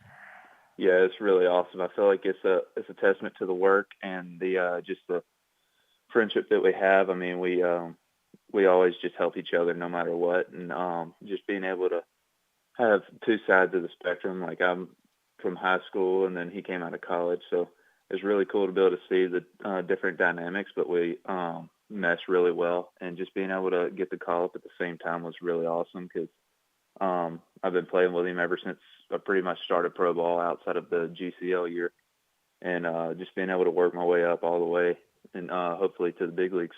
Can you just give that'd be really awesome. What has that done most for you as a player? How has that relationship impacted you directly on the baseball field? Yeah, I mean, on the baseball field, I mean, it's like we know what each other are thinking throughout the game. So if he's at second base and I'm at short, or if he's at short and I'm at third, we know. We've communicated a lot, so we know pretty much what each other is going to do on the field. So as plays happen, we know where the other person will be. So I feel like that really helps out on the baseball field. I think we've talked, like you and I have probably talked 6 times in the last few years, and I feel like every time we talk about position. And I think, I keep thinking to myself, at some point, the Orioles going to say, nope, this is where you're playing. We want you to work here every day. And yet it still hasn't happened to this point. Is it possible that I'm missing and that this could continue, that you could get to the major league level and be playing multiple positions, and the interchangeability could be something like we've just never seen this before? It feels like typically we know where someone's going to play by the time they get to the big league level. Yeah, I mean, whichever way will help us win a championship, I'll do whichever. And, yeah, I mean, who wouldn't want to play multiple positions? But like I said, I mean, whichever way will help our team win, I'll be more than happy to do it. It's a wild thing that it obviously I can only imagine it's helped you make you feel stronger, more complete as a baseball player to be getting so much experience at 2 different spots, right? Yeah, yes, sir. Gunnar Henderson with us here on GCR. Again, the Tides are home this week. I mentioned Wine Wednesday is tomorrow night. Tonight, if you just happen to be down that way, Meredith from The Office is making an appearance at Harbor Park. Kate Flannery herself will be there. It's a great week to be checking out. If you're headed down for 4th of July this weekend, maybe you're going to be down in the Virginia Beach area. Star Wars night coming up this weekend. So many amazing events. Fireworks, Margaritaville night. Have you seen the jersey that you guys are wearing for Margaritaville night, by the way, Gunnar Henderson? I have not yet. Oh, I'm interested to see what it's going to look like. Oh, it's going to be electric. It's going to be electric. So many great events. You can find out more at NorfolkTides.com. Gunnar, I'm going to guess that you guys are keenly aware of what's going on in Baltimore right now and how absurdly hot the Orioles have been of late. Do you start to think that, like, there's the opportunity that you could be involved this season in, like, a playoff race? Do you allow your mind to wander to that at all? I don't, but, I mean, if that happens, I'll be really happy because I've always wanted to be in Baltimore at playoff time, just going back to the previous year videos, especially the 14 playoff game. I mean, that was really awesome to be able to watch that. Wait, so I'm guessing you're referring to the Delman Young Yes, game. You've gone out of your way to like watch that and live that. Can you give me the context? Why do you know about the Delman Young Day? I mean, I've seen so many videos just replayed over and over about it, and just honestly, the fan base there, just seeing how well they were with that team, and just packed out Camden Yards, and shoot, I mean, who wouldn't want to be in that situation? I have been to football games where there are 100,000 people there, and I swear to God, I've never heard anything as loud as that stadium that day. Like, it's the loudest I've ever heard anything in my life. Yeah, that scene looked really awesome, and that's what I've been wanting to get to. So it's been that's kind of been a little motivation for me as well. It's just really wanting to get to that, to not just that point, but be in that setting and have the playoff race going on. Are you at all surprised? I mean, you know a lot of these guys, obviously. Clearly, you know Adley. You know some of the other guys that are here. And Kyle was up here for a minute. I know he's back down with you guys. But are you at all surprised by what the Major League team is doing right now? Or did you kind of have a feeling like, dude, I know these players. They're a little bit closer than people realized they were. Yeah, no, I mean, I've got to see most of those guys come up, especially through the mini camp that we had or the very beginning of 2020, and then spring training and off-site, just being able to see all those guys work. I knew it was only a matter of time, and see the work that they put in, and it's ultimately starting to unfold, and you see how well they can play right now. You are, as I mentioned, you're turning 21 tomorrow. Baseball Prospectus just said you were the best prospect in all of the minor leagues at the moment.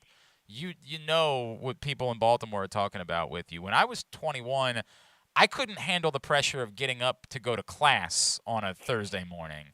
How are you handling? You're so even keel. Like you, how do you do it? How do you handle all of this pressure and all this attention that comes right now with being Gunnar Henderson? I feel like it's a testament to what my parents instilled in me back when I was just going up through all the high school stuff. Just really just to not let any of the outside noise get to you, just to continue to work. And like I said, this is what I've wanted to do my whole life. So I feel like that just motivates me to do the best I can and just take it day by day, and just to really stay humble with it, and just never let any of it get to my head. And I feel like I've done a really good job of that, and it's just a real testament to just everything my parents have instilled in me. The results certainly, they bear that out. It's working. There's no question about it. All right, give me a priority. What is it that you still say, hey, before I get there, I want to make sure I'm comfortable doing this, or I still want to do this better? What are the priorities for you as you continue at AAA this season? Honestly, just like you said, I'm still very young for this level, so just honestly just really taking in everything. It's like facing lefties, and then different angles from righties, just being able to really hone in on every type of pitcher and just learn and find out what works for me for each and every one. And I feel like I'm doing a really good job of that, starting to hit lefties well, and just really being able to hone in on that. So I felt like just going in, learning as much as I can, and finding the cues that work for me day in and day out. I mean, look, as well as things have gone so far, we have no doubt they're going to continue to go well for you. Gunnar Henderson. Again, if you're headed down this week, it's a great weekend to head down, maybe check out Virginia Beach, get to see the Tides while you're down there, see Gunnar, see Jordan, see Kyle Stowers. And as we mentioned, Margaritaville night, fireworks all weekend. It's an awesome night. I'm guessing you're probably traveling on Monday, correct? So you probably don't get to have like a 4th of July celebration despite having the day off? I believe we fly on Monday and play that night. Oh, so you got to be a pretty hectic Monday. Oh, man, I didn't realize you guys had a game. Normally you guys are off on Monday. Oh, yeah. All right. Yeah. I see they're giving you off on Tuesday, and I guess that makes sense. It's a good day for people to go to the ballpark. I understand. That makes a lot of sense. If you were, let's just say, in a world in which you did have the day off and you got to host the cookout on Monday, what would be on the grill? What would be on the menu for Gunnar Henderson's 4th of July barbecue?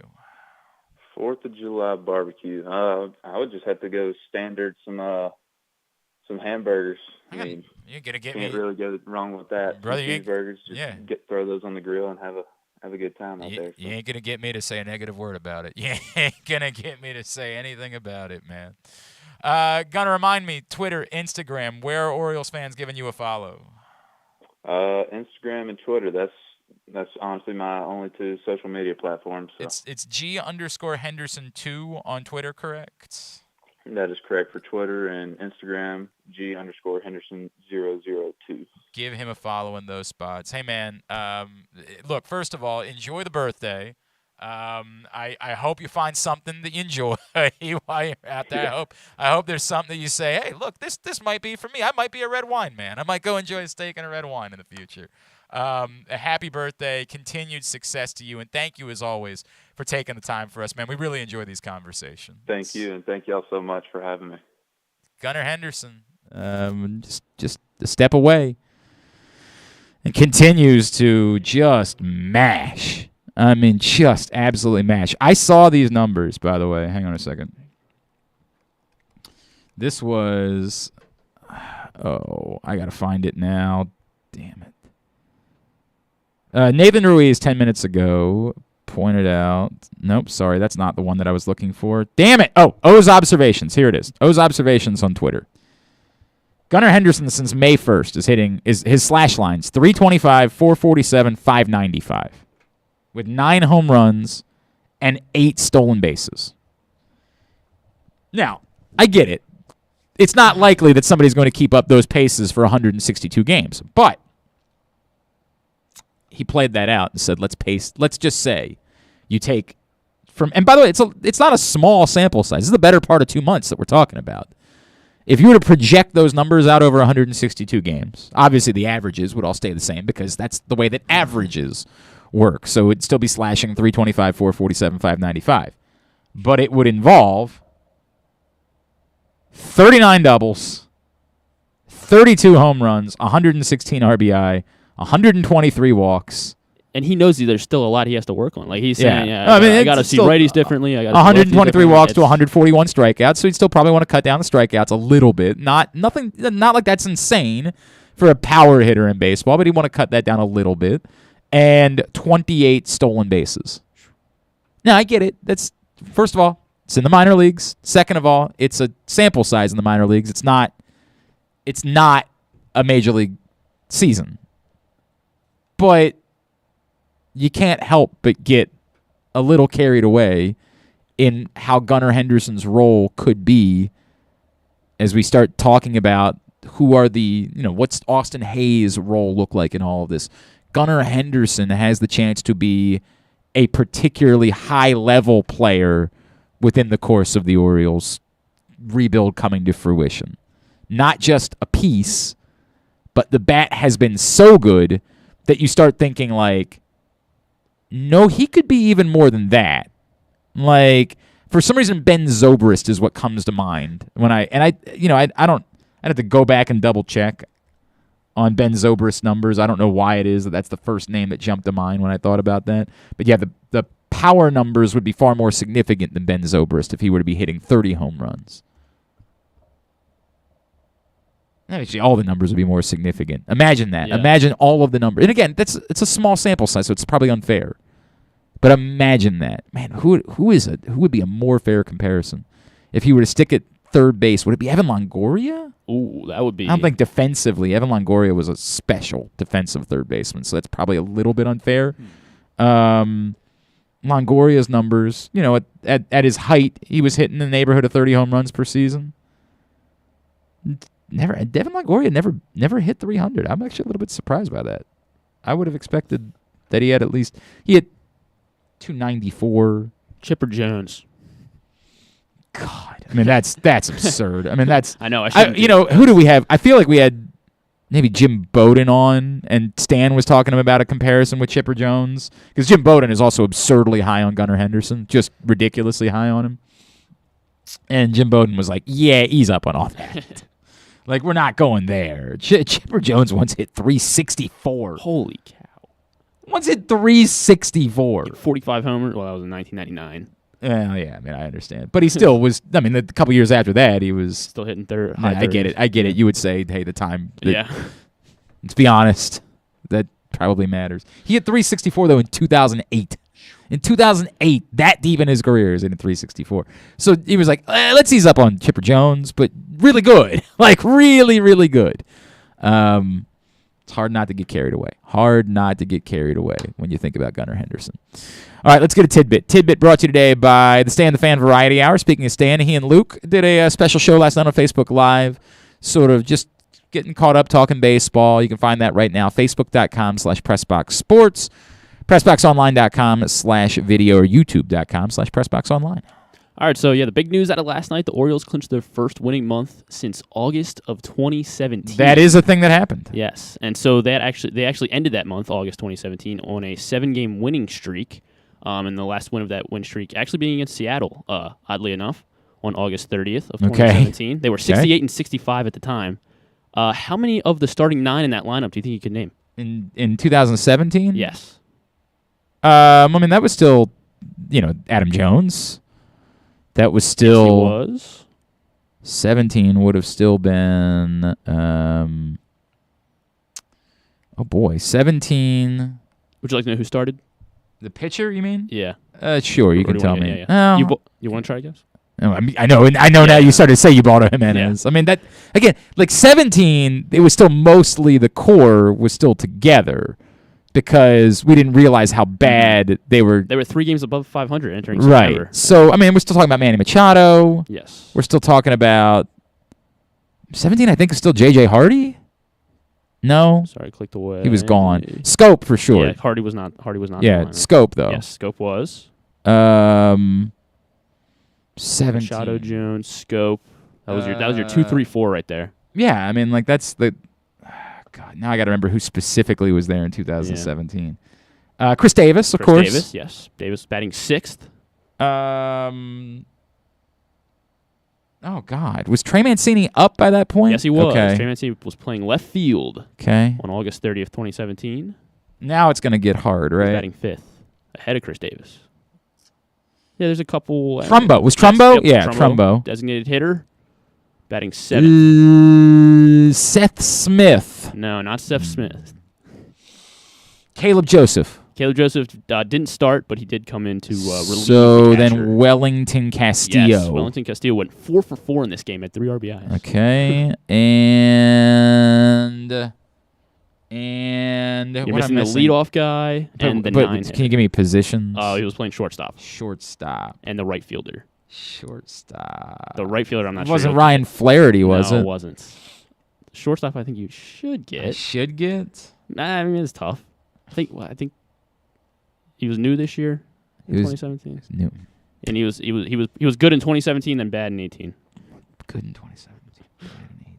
Good in 2017, bad in 18. I don't know. We're running out of time. Beckham. Oh, Tim Beckham. Tim Beckham Damn led it. off and batting 9th. Your right fielder. He hit a home run. Craig Gentry. Craig Gentry. Yeah, I don't remember. I don't really remember Craig Gentry being an Oriole. I mean, I do, but I definitely wouldn't have gotten that. All right. Had a sack bone. That's good. By the way, thanks for nothing. You told me you were going to get me the answer, and you didn't. Oh, wait. I actually do have it because they mentioned it on the broadcast. Yeah, well, it was, Andrew Stecker sent it to me. Yeah, it was 43 at-bats against 43 consecutive batters that the Orioles went in games at T-Mobile Park without allowing a hit before Cal Raleigh hit the home run on the 3-2 only runner to pitch. reach base in that span was on a drop third. That's a fact. So that goes back to the John Means no-hitters. We were talking about that yesterday. All right, very good. Here's coming up Totally Tubular. Totally Tubular brought to you by the print issue of PressBox, our Salute to Coaches issue, which is available right now for free at your neighborhood Royal Farms, at the hundreds of locations around town where you find PressBox. Read it all, PressBoxOnline.com. John Harbaugh on the cover as we celebrate his 15th season as an NFL head coach, which is still a rarity. Also inside, we recognize other coaches who are approaching or surpassed milestones recently in the area, like Navy's Ken Niumatalolo, UMBC's Pete Karinji, Maryland's Sasha Sorovsky and Missy Maharg, Poly's Kendall Peace, as well as Mount St. Joe's Pat Clatchy, and recently retired coaches like Johns Hopkins' Janine Tucker and Calvert Hall's Lou Eckrell. Go get it for free today, the Salute to Coaches issue of PressBox, which is available, again, at your neighborhood Royal Farms, any of the hundreds of locations around town where you find PressBox. Dean Kramer, Robbie Ray, the pitching matchup tonight on Masson 2, Orioles-Mariners at 10 o'clock. Masson for Pirates Nationals at 7. MLB Network Tigers Giants at 9:30. TBS Astros Mets at 7.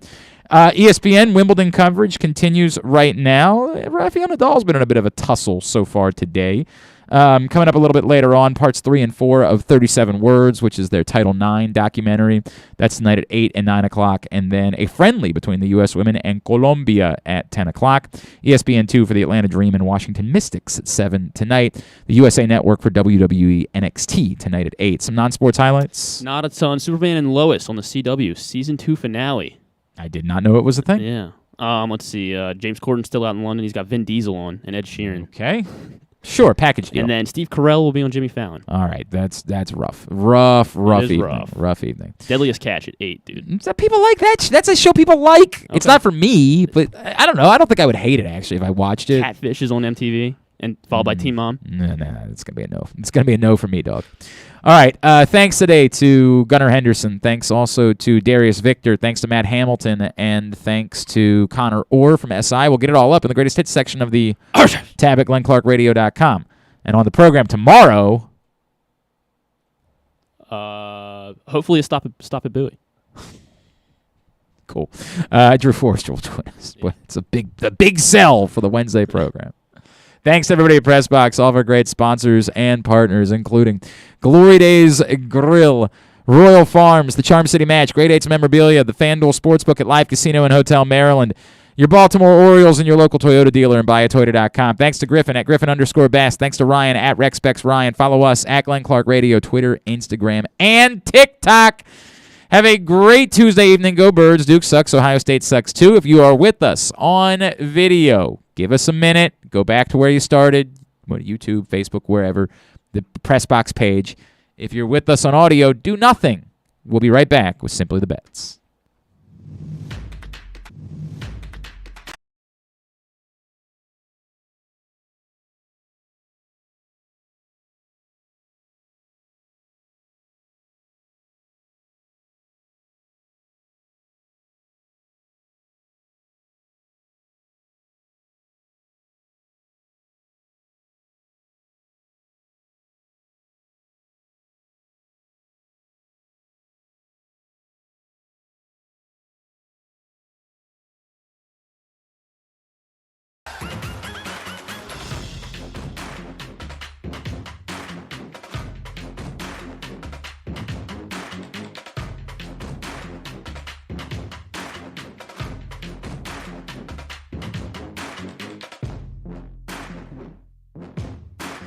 And welcome into Simply the Bets, brought to you by the FanDuel Sportsbook at Live Casino and Hotel. We will head down to the FanDuel Sportsbook at Live Casino and Hotel. The general manager, Leon Twyman, will join us in a bit. Talk about big fight night coming up on Saturday night. Talk about some of the crazier bets he's seen come in this week. And we'll talk to Aaron Oster out in Vegas here in just a minute. Get his 5 L's of sports betting for the week. That's coming up here on Simply the Bets. Simply the Bets, of course, is brought to you by the FanDuel Sportsbook, which is the place to be. Always the spot for you to watch all the big events like UFC 276 on Saturday night. Israel Adesanya, Jared Cannonier. Huge fight. Great atmosphere, and it's going to be packed. So if you want to make sure you got a table or you got your reclining chairs, the biggest events are big football games, big basketball games, big fights. Those are the events that drive the largest crowds to the FanDuel Sportsbook. So you want to make sure that you've got a place to sit, because there's always room. You can always stand in the bar area or wherever if you just want to go watch the fight, get your bets in. But if you want to guarantee you and your crew has a spot, email events@sportssocialmd.com right now in order to do that. Let's head out to Vegas. Griffin, unfortunately, I did not get that email that you alleged to have sent yesterday. Okay. But I'll let you tell me more. Let's talk to our buddy Aaron Oster from VEASAN out in Las Vegas. Aaron, what's going on, pal? How are you? Doing well. A little bit of a cold streak, though. Yeah. Did not do well on the picks last week. It's overall in a bit of a cold streak, but you got to learn to roll with them when they come, and hopefully you find your way out on the other side. Well, I would like to talk about it, but I didn't. It's a failure on both ends. I did not have your results. Ooh. Yeah, you like the over 9.5 in a 3-0 game. That's not. Yeah. That's not. Eric, the Orioles somehow made Eric Fetty look good. That was a weird bit. Great. Well, it's the only pitcher that's had any success against them. Again, really weird bit. Dylan Cease actually had some success. Yeah. By the way, hell of a job on the NBA draft. By the way, hell of a job on that. Oh boy, this was not a good week. No, they're not a good week. Little cold streak. Yeah, a little bit of a cold streak. All right. Well, let's get into it. That's all you can do as a bettor. When things don't go your way, you just get right back to work. 5 bets. Local bet, long shot, long term, loser, and a lovable bet for the week. We begin locally. What do you like?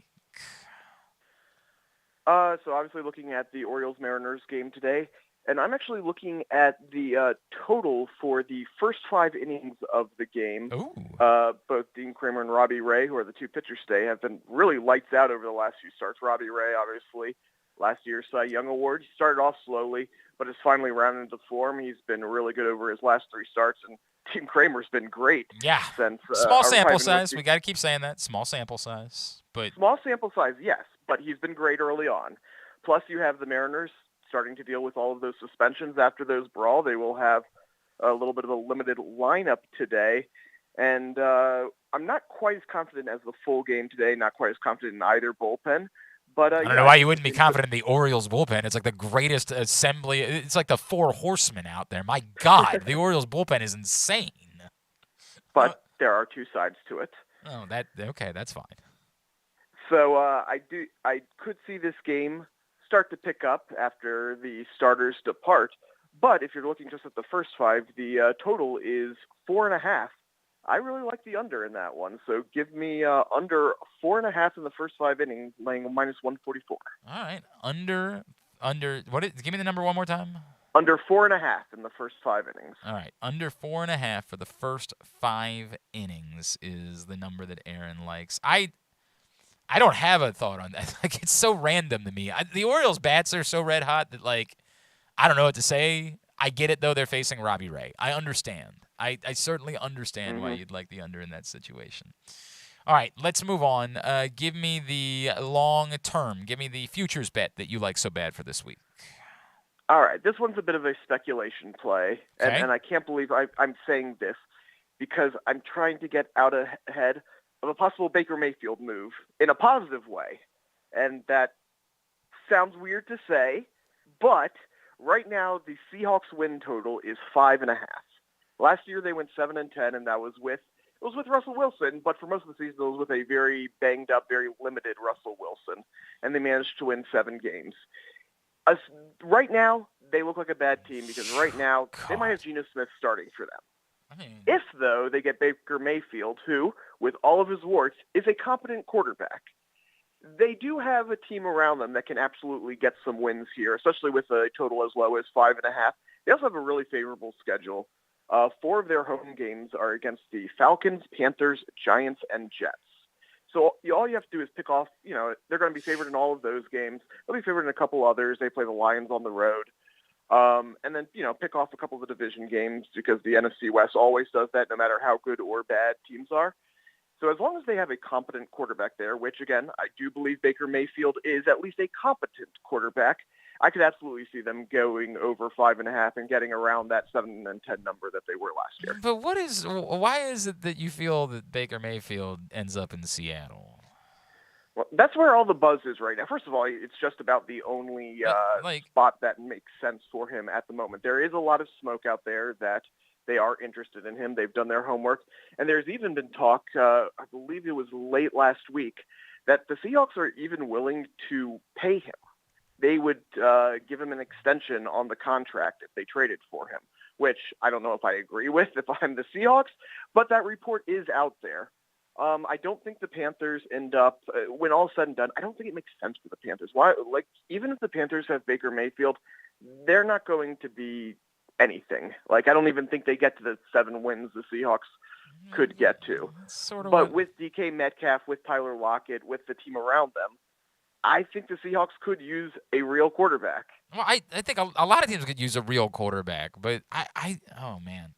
I have two thoughts to this. One, I know what you're trying to do, and I couldn't make this bet. I feel like there was a lot of Baker Mayfield Seattle buzz that happened in the last week because of this tweet that went around that said that the Seahawks had made live a Baker Mayfield Seahawks jersey in their team store briefly on the website that everybody found out afterwards was completely fake. That was not a thing. That wasn't real, and I know there's a story up about that at Pro Football Talk today. So I feel like there was all this Baker Mayfield Seattle buzz that had been generated because of that.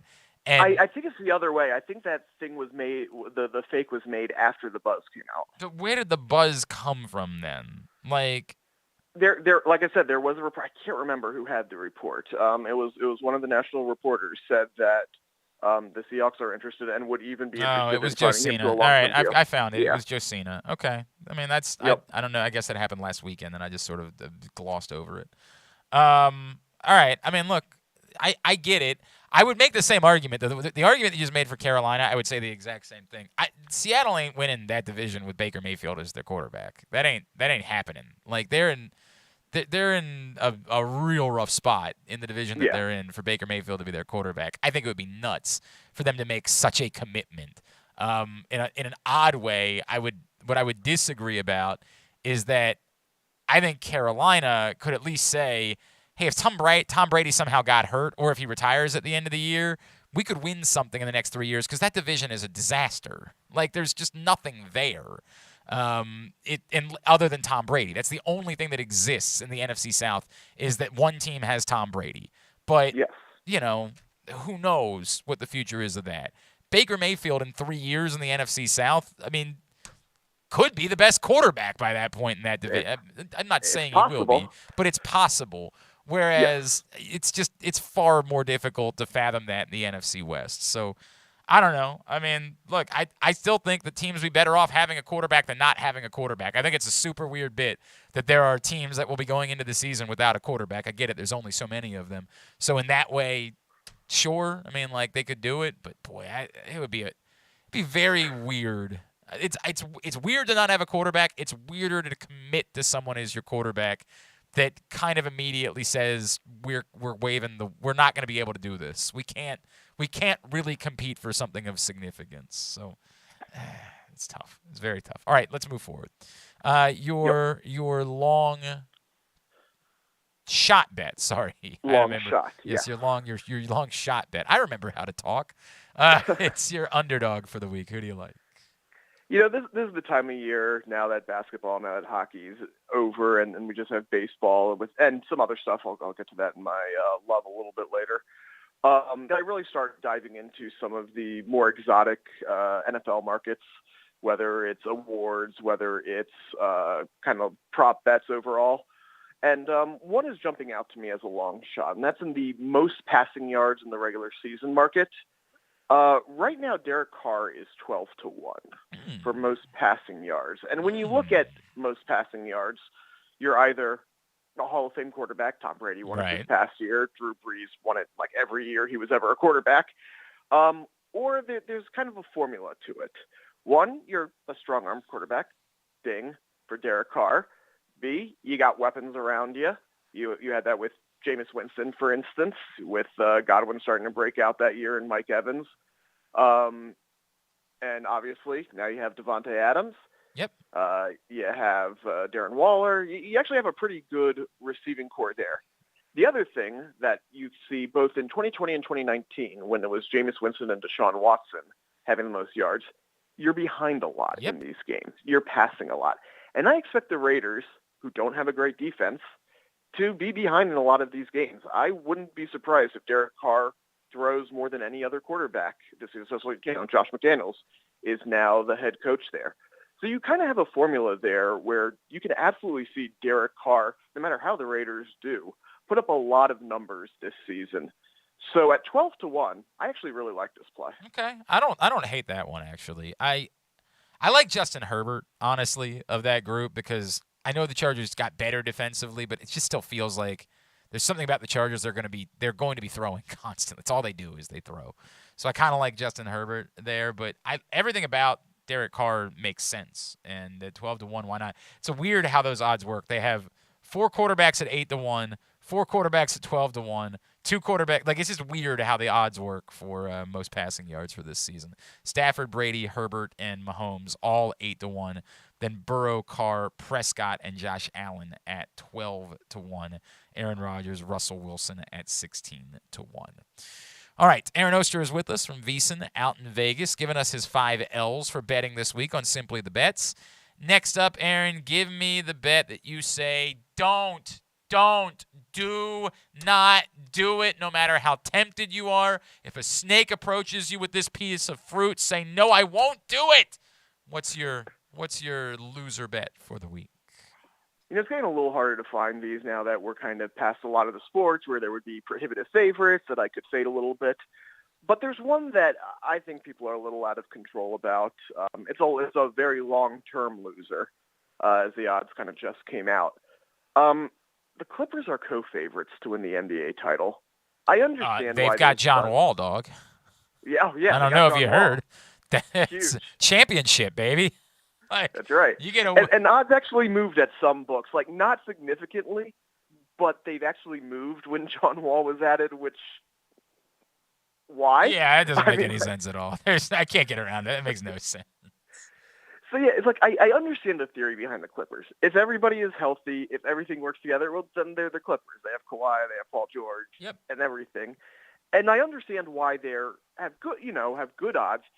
I just can't wrap my head around that they're equal to the Warriors, that they're equal to the Celtics, that they're equal to, they are the co-favorites in the NBA. And I think that's an overreaction by a lot of people. I think that's, just kind of the books knowing that if they put them any higher, they will start to get slammed on them just because, the Clippers are a bit of a public team these past few years.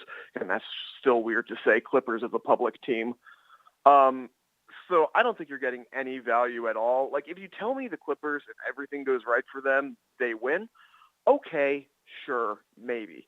At plus 600 as co-favorites, no, that's a loser bet to me. Yeah. So, don't put your money on the Clippers. Yeah, I tend to agree with you. I just don't think it's a good bet to make. I'm with you in that I don't think it's impossible, and it is Kawhi, and you know what I mean? Like, there are reasons why you could talk yourself into it, but as far as it being a good bet, no. There's no way that the Clippers should have the same odds as those teams, as Giannis.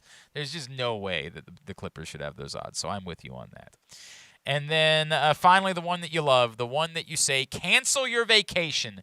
Do not take that trip to the beach. Instead, take your trip, move in to the FanDuel Sportsbook. Just don't even tell them you're going to do it. Just, bring like a sleeping bag, a nice book, and live there so that you can make this bet. Well, you started this segment talking about what a big weekend this is going to be at the FanDuel Sportsbook because of USC 276. And, of course, I'm looking at that Adesanya-Kinnear fight. Adesanya is awesome. I mean, there's no way to get around that. Adesanya is just absolutely awesome. He's awesome to watch. And I wish you could just put a bet down on him to win, but it's minus 380. So what I'm looking to do here is find a way to bet on Adesanya without laying the 380. And I'm going on a little bit of a limb here because I'm not simply betting a favorite or anything, but I think this Adesanya ends up winning this via knockout or TKO. That's plus 190 at the FanDuel Sportsbook.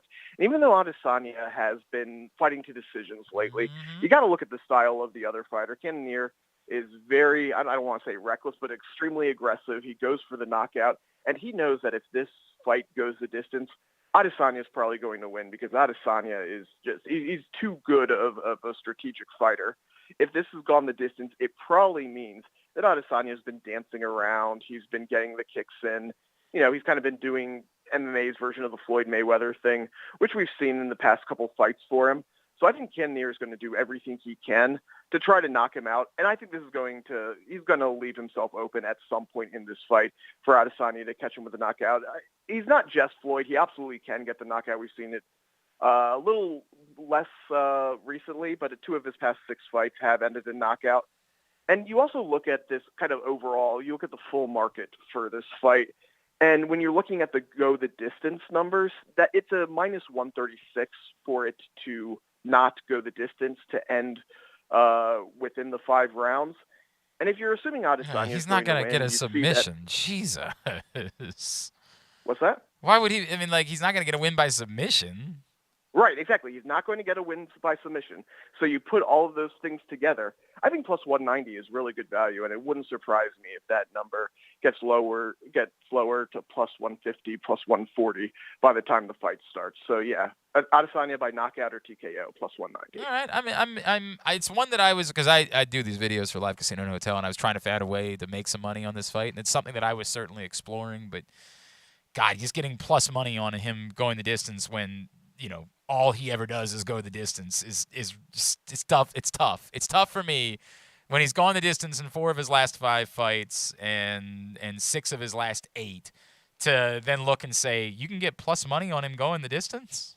Yeah, to me this is simply more. I hear you. It's Cannoneer. I get it. Yeah. I get your argument. I think it's a strong argument. I absolutely get it. I don't know. I'm leaning the other. The plus money on the thing that always happens just seems like I would be reckless to not do it that way. But I hear you. I hear what you're saying. All right. What's coming up at VSiN? Even though it is kind of we're hitting the dog days of summer right now, we're still putting out plenty of content. We have daily MLB spreadsheets, betting trends, all sorts of stuff. All week on VSiN, we're actually probably several shows are having various hot dog eaters on to break down the hot dog odds on Monday, July 4th. And, we have big stuff coming for UFC 276 betting, guys. And you know what? NFL season right around the corner. It's never too early to start really investigating, break down those future markets. So check it all out on VSiN.com. All right, very good. At the Aoster on Twitter. Appreciate you, pal. Hey, we're going to be off the next couple of weeks, but I'll be back in touch, and we're going to take a little bit of a summer break here, and then we'll be back with Simply the Bets in a couple of weeks. So appreciate you, and we'll talk to you then, all right? Sounds good. Hope everyone has a good summer betting. All right, that's Aaron Oster out in Vegas joining us here on Simply the Bets. When we come back in, we will head to the FanDuel Sportsbook at Live Casino and Hotel. Leon Twyman, their general manager, joins us next right here on Simply the Bets. Come in for Glory Burgers, Glory Wings. There's glory for everyone at Glory Days Grill. Enjoy our award-winning burgers, ribs, and wings, or try our fresh salads, hand-cut salmon, or our scrumptious sandwiches. Yum! Come in for our daily specials every weekday, like $7.99 burgers on Mondays and $6.99 nachos on Thursdays. Dine in and let us serve you, or order online at glorydaysgrill.com and take it home. Visit us at glorydaysgrill.com for a location near you. Glory Days Grill, great food, good sports. Are you ready, soccer fans? This summer, the English Premier League returns to Baltimore. Arsenal, Everton, square off in the Charm City match, July 16th, under the lights at M&T Bank Stadium, home of the Baltimore Ravens. This is your only opportunity to take in a Premier League match this summer in the Mid-Atlantic region. Individual and group tickets are on sale at BaltimoreRavens.com. The latest edition of PressBox is available now, and it's our very first Salute to Coaches issue. On the cover, we recognize Ravens coach John Harbaugh ahead of his 15th season. Also inside, find tributes to Navy football coach Ken Niumatalolo, UMBC soccer coach Pete Caringi, Maryland soccer coach Sasho Sorovsky, and field hockey coach Missy Maharg, Mount St. Joe basketball coach Pat Clatchy, and Poly basketball coach Kendall Peace. We also honor recently retired Johns Hopkins lacrosse coach Janine Tucker and Calvert Hall baseball coach Lou Eckerl, the athletes whose lives these coaches have impacted, offering insights on what makes them special and why they've stood the test of time. PressBox is available for free at over 500 area locations, including 60 Royal Farm stores, and you can always find the entire edition, as well as the best daily coverage of the Orioles, Ravens, and Terps at PressBoxOnline.com. That first sip. That first bite. Start your day off right with a delicious breakfast at Royal Farms. Choose from a fantastic selection of fresh Royal Farms breakfast sandwiches and top it off with a rich hot cup of the freshest coffee in the world. At Royal Farms, breakfast is available day and night. It's the freshest breakfast in the world. Real fresh, real fast. Royal Farms. Sports betting has come to Maryland, and we're ready to help you win some money. Tune in for Simply the Bets every Tuesday morning at 11:40. FanDuel Sportsbook GM Leon Twyman and VSiN's Aaron Oster join the guys every week to give you all of the info you need and offer you a few winners. And every other Thursday at 11:40, tune in for Weekend at Bookies as Andrew Stecca and Alloy Sports' Brad Kronthal help make you some money for the weekend. So come win some money with us on Simply the Bets every Tuesday and Weekend at Bookies every other Thursday. Brought to you by the FanDuel Sportsbook at Live Casino and Hotel Maryland. Listen at PressBoxOnline.com/radio. Watch at YouTube.com/PressBoxOnline. Don't forget that full episodes of the show are available for free on Apple, Spotify, Amazon, and YouTube. But warning, you get what you pay for. You're listening to Glenn Clark Radio. Actually, you're listening to Simply the Bets, brought to you by the FanDuel Sportsbook at Live Casino and Hotel Maryland. As you guys know, the thing that I care about most is Wimbledon. That's what's happening in my sports betting life at the moment. Just taking a look at futures bets for Wimbledon. Novak Djokovic is an overwhelming favorite to win on the men's side at -150. Rafael Nadal, of course, Djokovic has won the last 3 Wimbledons. Rafael Nadal, who won both the Australian Open and the French Open and is about to go up 2 sets in his first match. He's sitting at +550, and then the third favorite is now Felix Auger-Aliassime. The reason why that's the case is because Matteo Berrettini has withdrawn from Wimbledon due to coronavirus, which is staggering because Matteo Berrettini just returned a couple weeks back. And when he returned, he won his first 2 grass court tournaments. He made the finals at Wimbledon a year ago. He is a grass court specialist. And he was the second favorite. He was number 2. He was ahead of Rafael Nadal as far as odds to win Wimbledon, but he is out of the tournament. So Felix Auger-Aliassime is the third favorite. He's in an early tussle with the American Maxime Cressy. Then Stefano Tsitsipas at 16-1, Carlos Alcaraz at 18-1. On the women's side, Iga Swiatek, who does not have a lot of success. Today she won just her 4th match all-time at Wimbledon, but she's won 6 consecutive tournaments. She's been the overwhelming dominant player since Ash Barty's retirement. She's +145 to win Wimbledon. Ons Jabeur is at +550. Simona Halep at 12-1. Coco Gauff off her run to the French Open final is 14-1.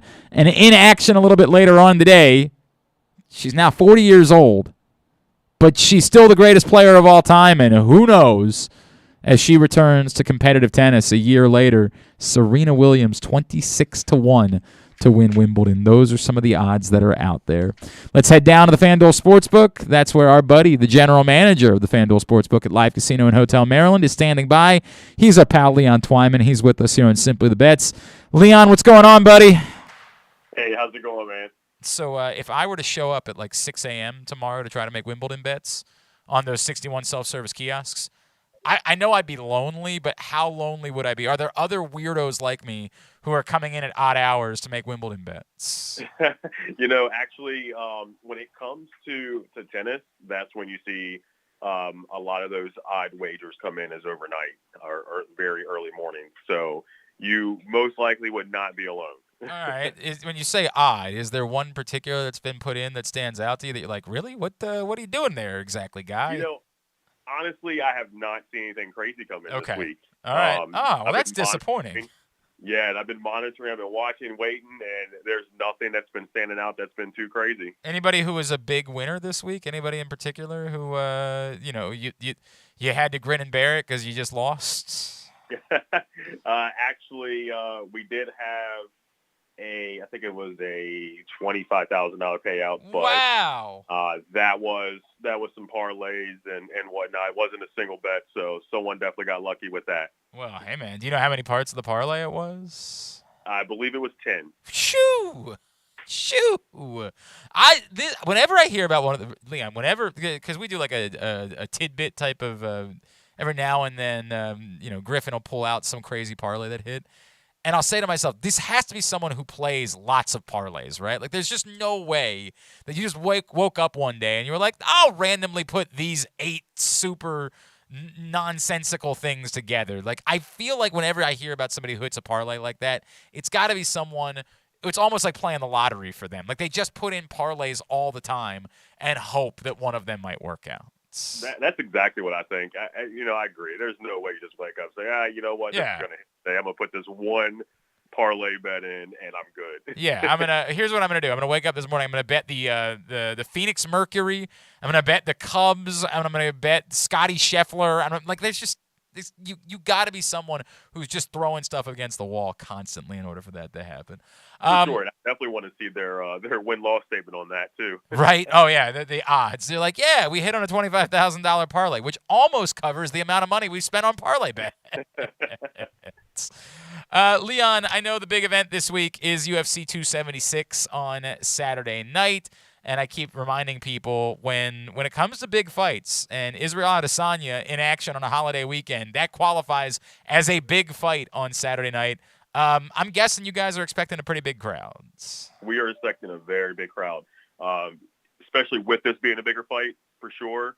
UFC always brings in a huge crowd late at night. Definitely want to reserve those seats before you get here because they fill up very quickly. The way to do that is to email events@sportssocialmd.com, events@sportssocialmd.com if you want to reserve your spot for the fight. And give me an idea what types of bets are available for UFC 276 on Saturday. So you can bet, obviously, just straight out win. But there are other bets that you can do, like method of victory. So with that, you can do by points, KO, TKO, submission. You can do the draw as well, which the draw usually always brings out a lot more money because you're not going to really see a draw in a big fight like that. So 50-1 odds on that. Yeah, I wouldn't make that bet. I just wouldn't do that. That's just donating money at that point. Yes, correct. Which, by the way, Leon would not mind. Leon would say, if you feel like you want to donate some money, go right ahead. Yeah, I'm all about it for sure.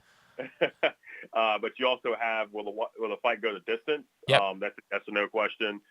You have the method and round combo. So basically, you can bet the method of win and which round that method of win will actually hit in. And then you also have decision, which is obviously like that's going to be no bet. That's a void if you choose that, if it goes to the draw, depending on the method of fight that you're doing. Right. You have TKO and round combo. You can do submission and round combo. You can just do round betting in general. If you don't know if it's going to be like a method of win, so you can just say that someone's going to win in a particular round anyway. It doesn't matter. Just choose a round. So there's a lot of ways to actually do that, and you can also do just for the fight in general. No card, no fighter. Doesn't matter who it is, but the fight will end with either a KO or TKO, a submission, or by points. You can do that for any of the fights on the card. And again, it's a great card. It's not just the Adesanya Cannonier fight. It's Volkanovski and Holloway. It's Sean O'Malley in action. Lots of good fights on this card. UFC 276 coming up on Saturday night. He is. I'm actually going to bet that Sean O'Malley fight. I usually dip out on that, but he always brings in a good crowd, man. It's always fun watching his fight. You say you got a little advice on how you might be betting that? You want to pass it along to your boy? Because the obvious thing is to bet him to win the fight, right? But that's minus 295 at this point, right? I'm going to bet the knockout. You're just betting for a knock. I think that's probably the play, and there is plus money there, plus 150. I was just talking about that with our buddy Aaron Oster out at Wiesen. Because he was trying to convince me to bet Adesanya to win by a knockout or TKO at plus 190. And I'm like 6 of his last 8 fights have gone the distance. And I can still get plus money on him going. I'm giving away what it is I'm going to be talking about on Live Casino and Hotel's social page. But I can get plus money on a fight going to the distance when all the dude ever does is go the distance. Bro, I might be wrong. But I'm gonna go down swinging. Yeah, definitely. I just that seems crazy to me. I can still get plus money on that bet. Leon Twyman, the general manager of the FanDuel Sportsbook at Live Casino and Hotel Maryland. Leon, what else are you seeing action come in on this week? So right now, just a lot of tennis, a lot of UFC. But I do want to throw out there as well that we do have a swag giveaway going on right now. So anybody's interested in some co-branded live casino and FanDuel swag, we do have that going on. So new bettors, if you sign up for that live rewards card, come place your first wager at the sportsbook. If your first bet is $250, you'll receive a co-branded hat and T-shirt. Okay. And if your first bet is $1,000, you'll receive the hat, T-shirt, and also a windbreaker. Very cool. And hopefully you'll win your bet. Yeah, for sure. So that promotion we have going on, it's running until July 10th. So definitely a good night to come out this weekend with UFC. We're going to see a lot of people in here. We're going to give away a lot of swag. That's awesome, man. I love everything about that. Important questions for you. One, are you guys, do you have already, or do you think you'll be doing odds on this absurd Adrian Peterson-Le'Veon Bell fight that has been agreed to?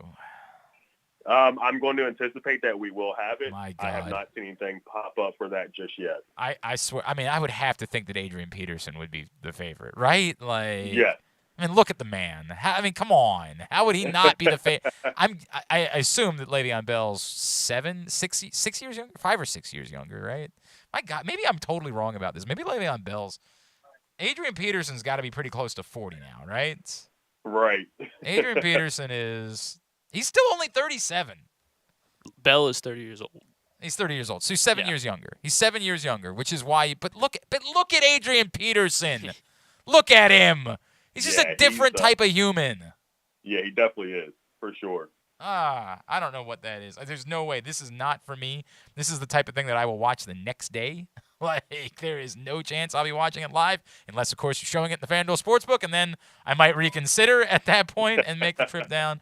I guess I forget that Le'Veon Bell is because he's so shifty, you forget that he was big, too. Like, he's also 6'1", but it's Adrian Peterson, man. Come on.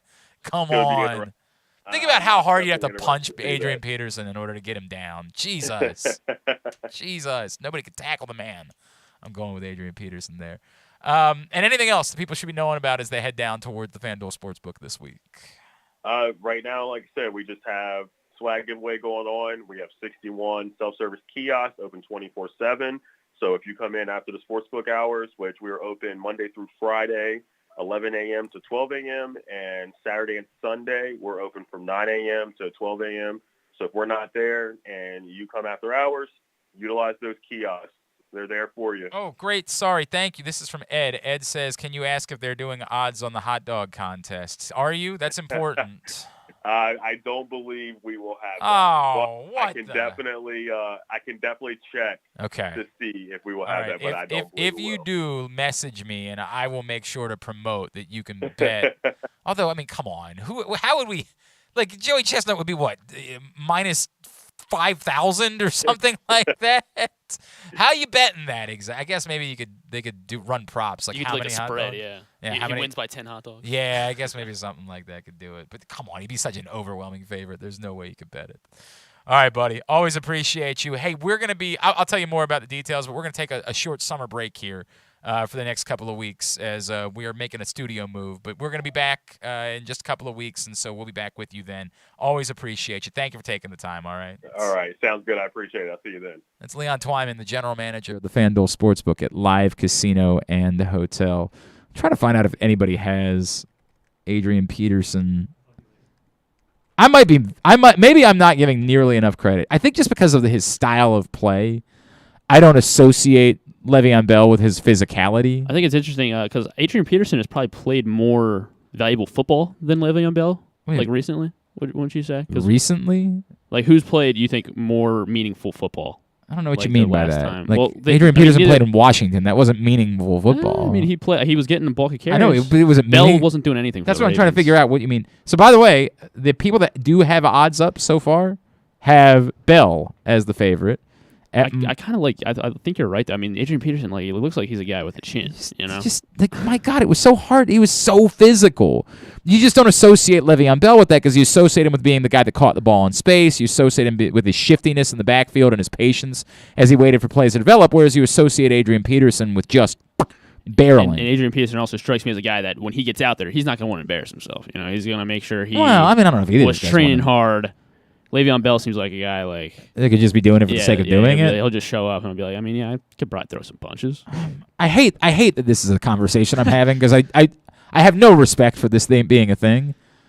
But at the same time, I'm also awkwardly like this somehow is not as bad. The worst thing is when a boxer faces somebody who isn't a boxer. Like that's an embarrassment. That's like all these Paul brothers, like that's been one of the most embarrassing things in the entire sport. Floyd Mayweather versus Logan Paul. Was it Logan Paul? Yeah, it's so hard for me to remember which Paul was. Yeah, that one was ugly. These are embarrassing things. This is a joke, and the sport deserves everything that's happened to it.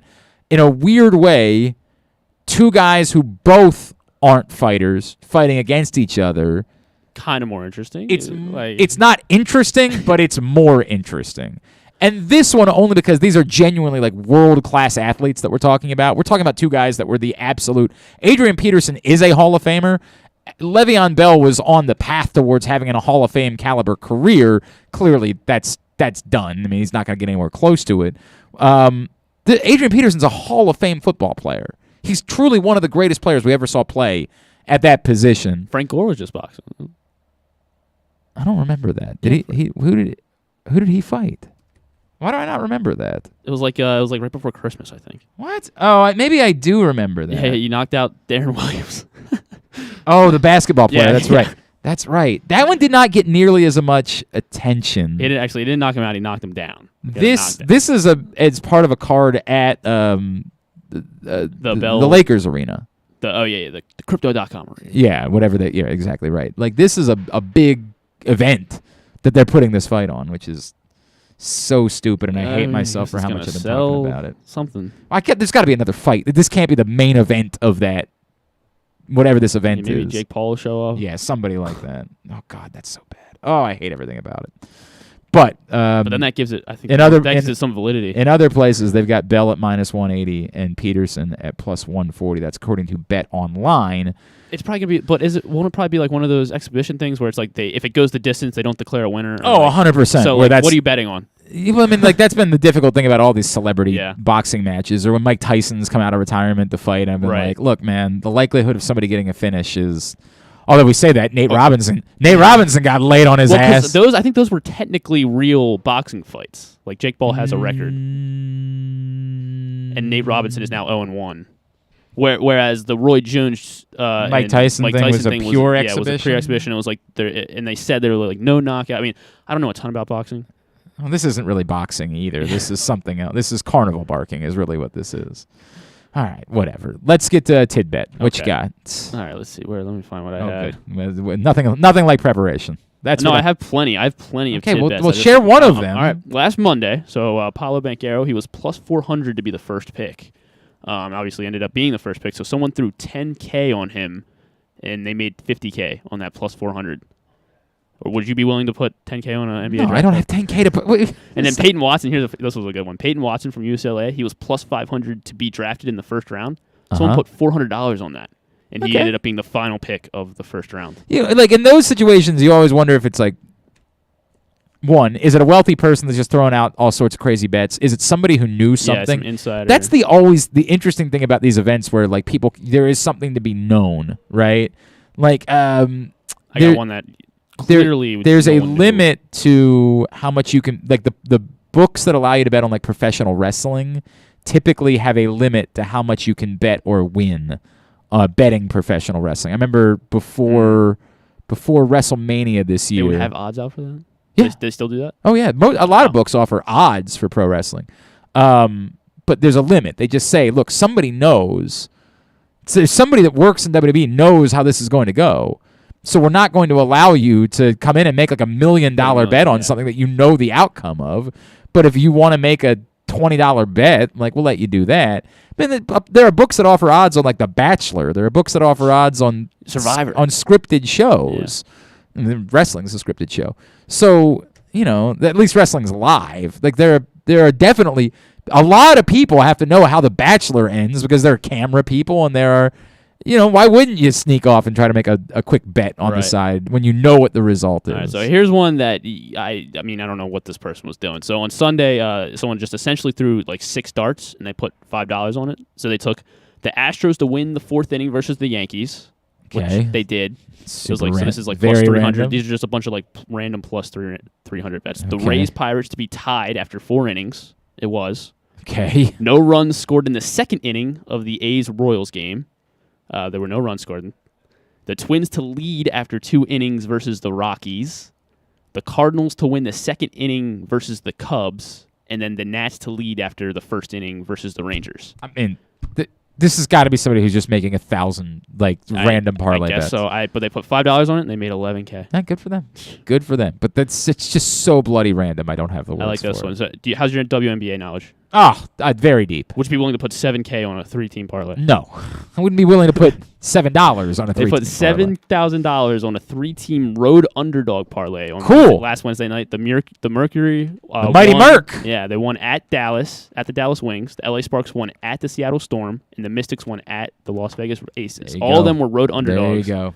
And they all won. So $7,000 into $400,000. How about that?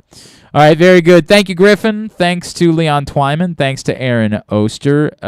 As I've told, I told my audience a couple times, if you watch or listen to Simply the Bet specifically, we're going to be off for the next couple of weeks as we are moving studios. So 2 weeks off. The next Simply the Bets will be coming to you on July 19th. So just a 2-week break here, and then we're right back to action on July 19th. In the meantime, we'll see you on Thursday for Weekend at Bookies, Thursday morning at 11:40 a.m. In the meantime, may the odds be ever in your favor.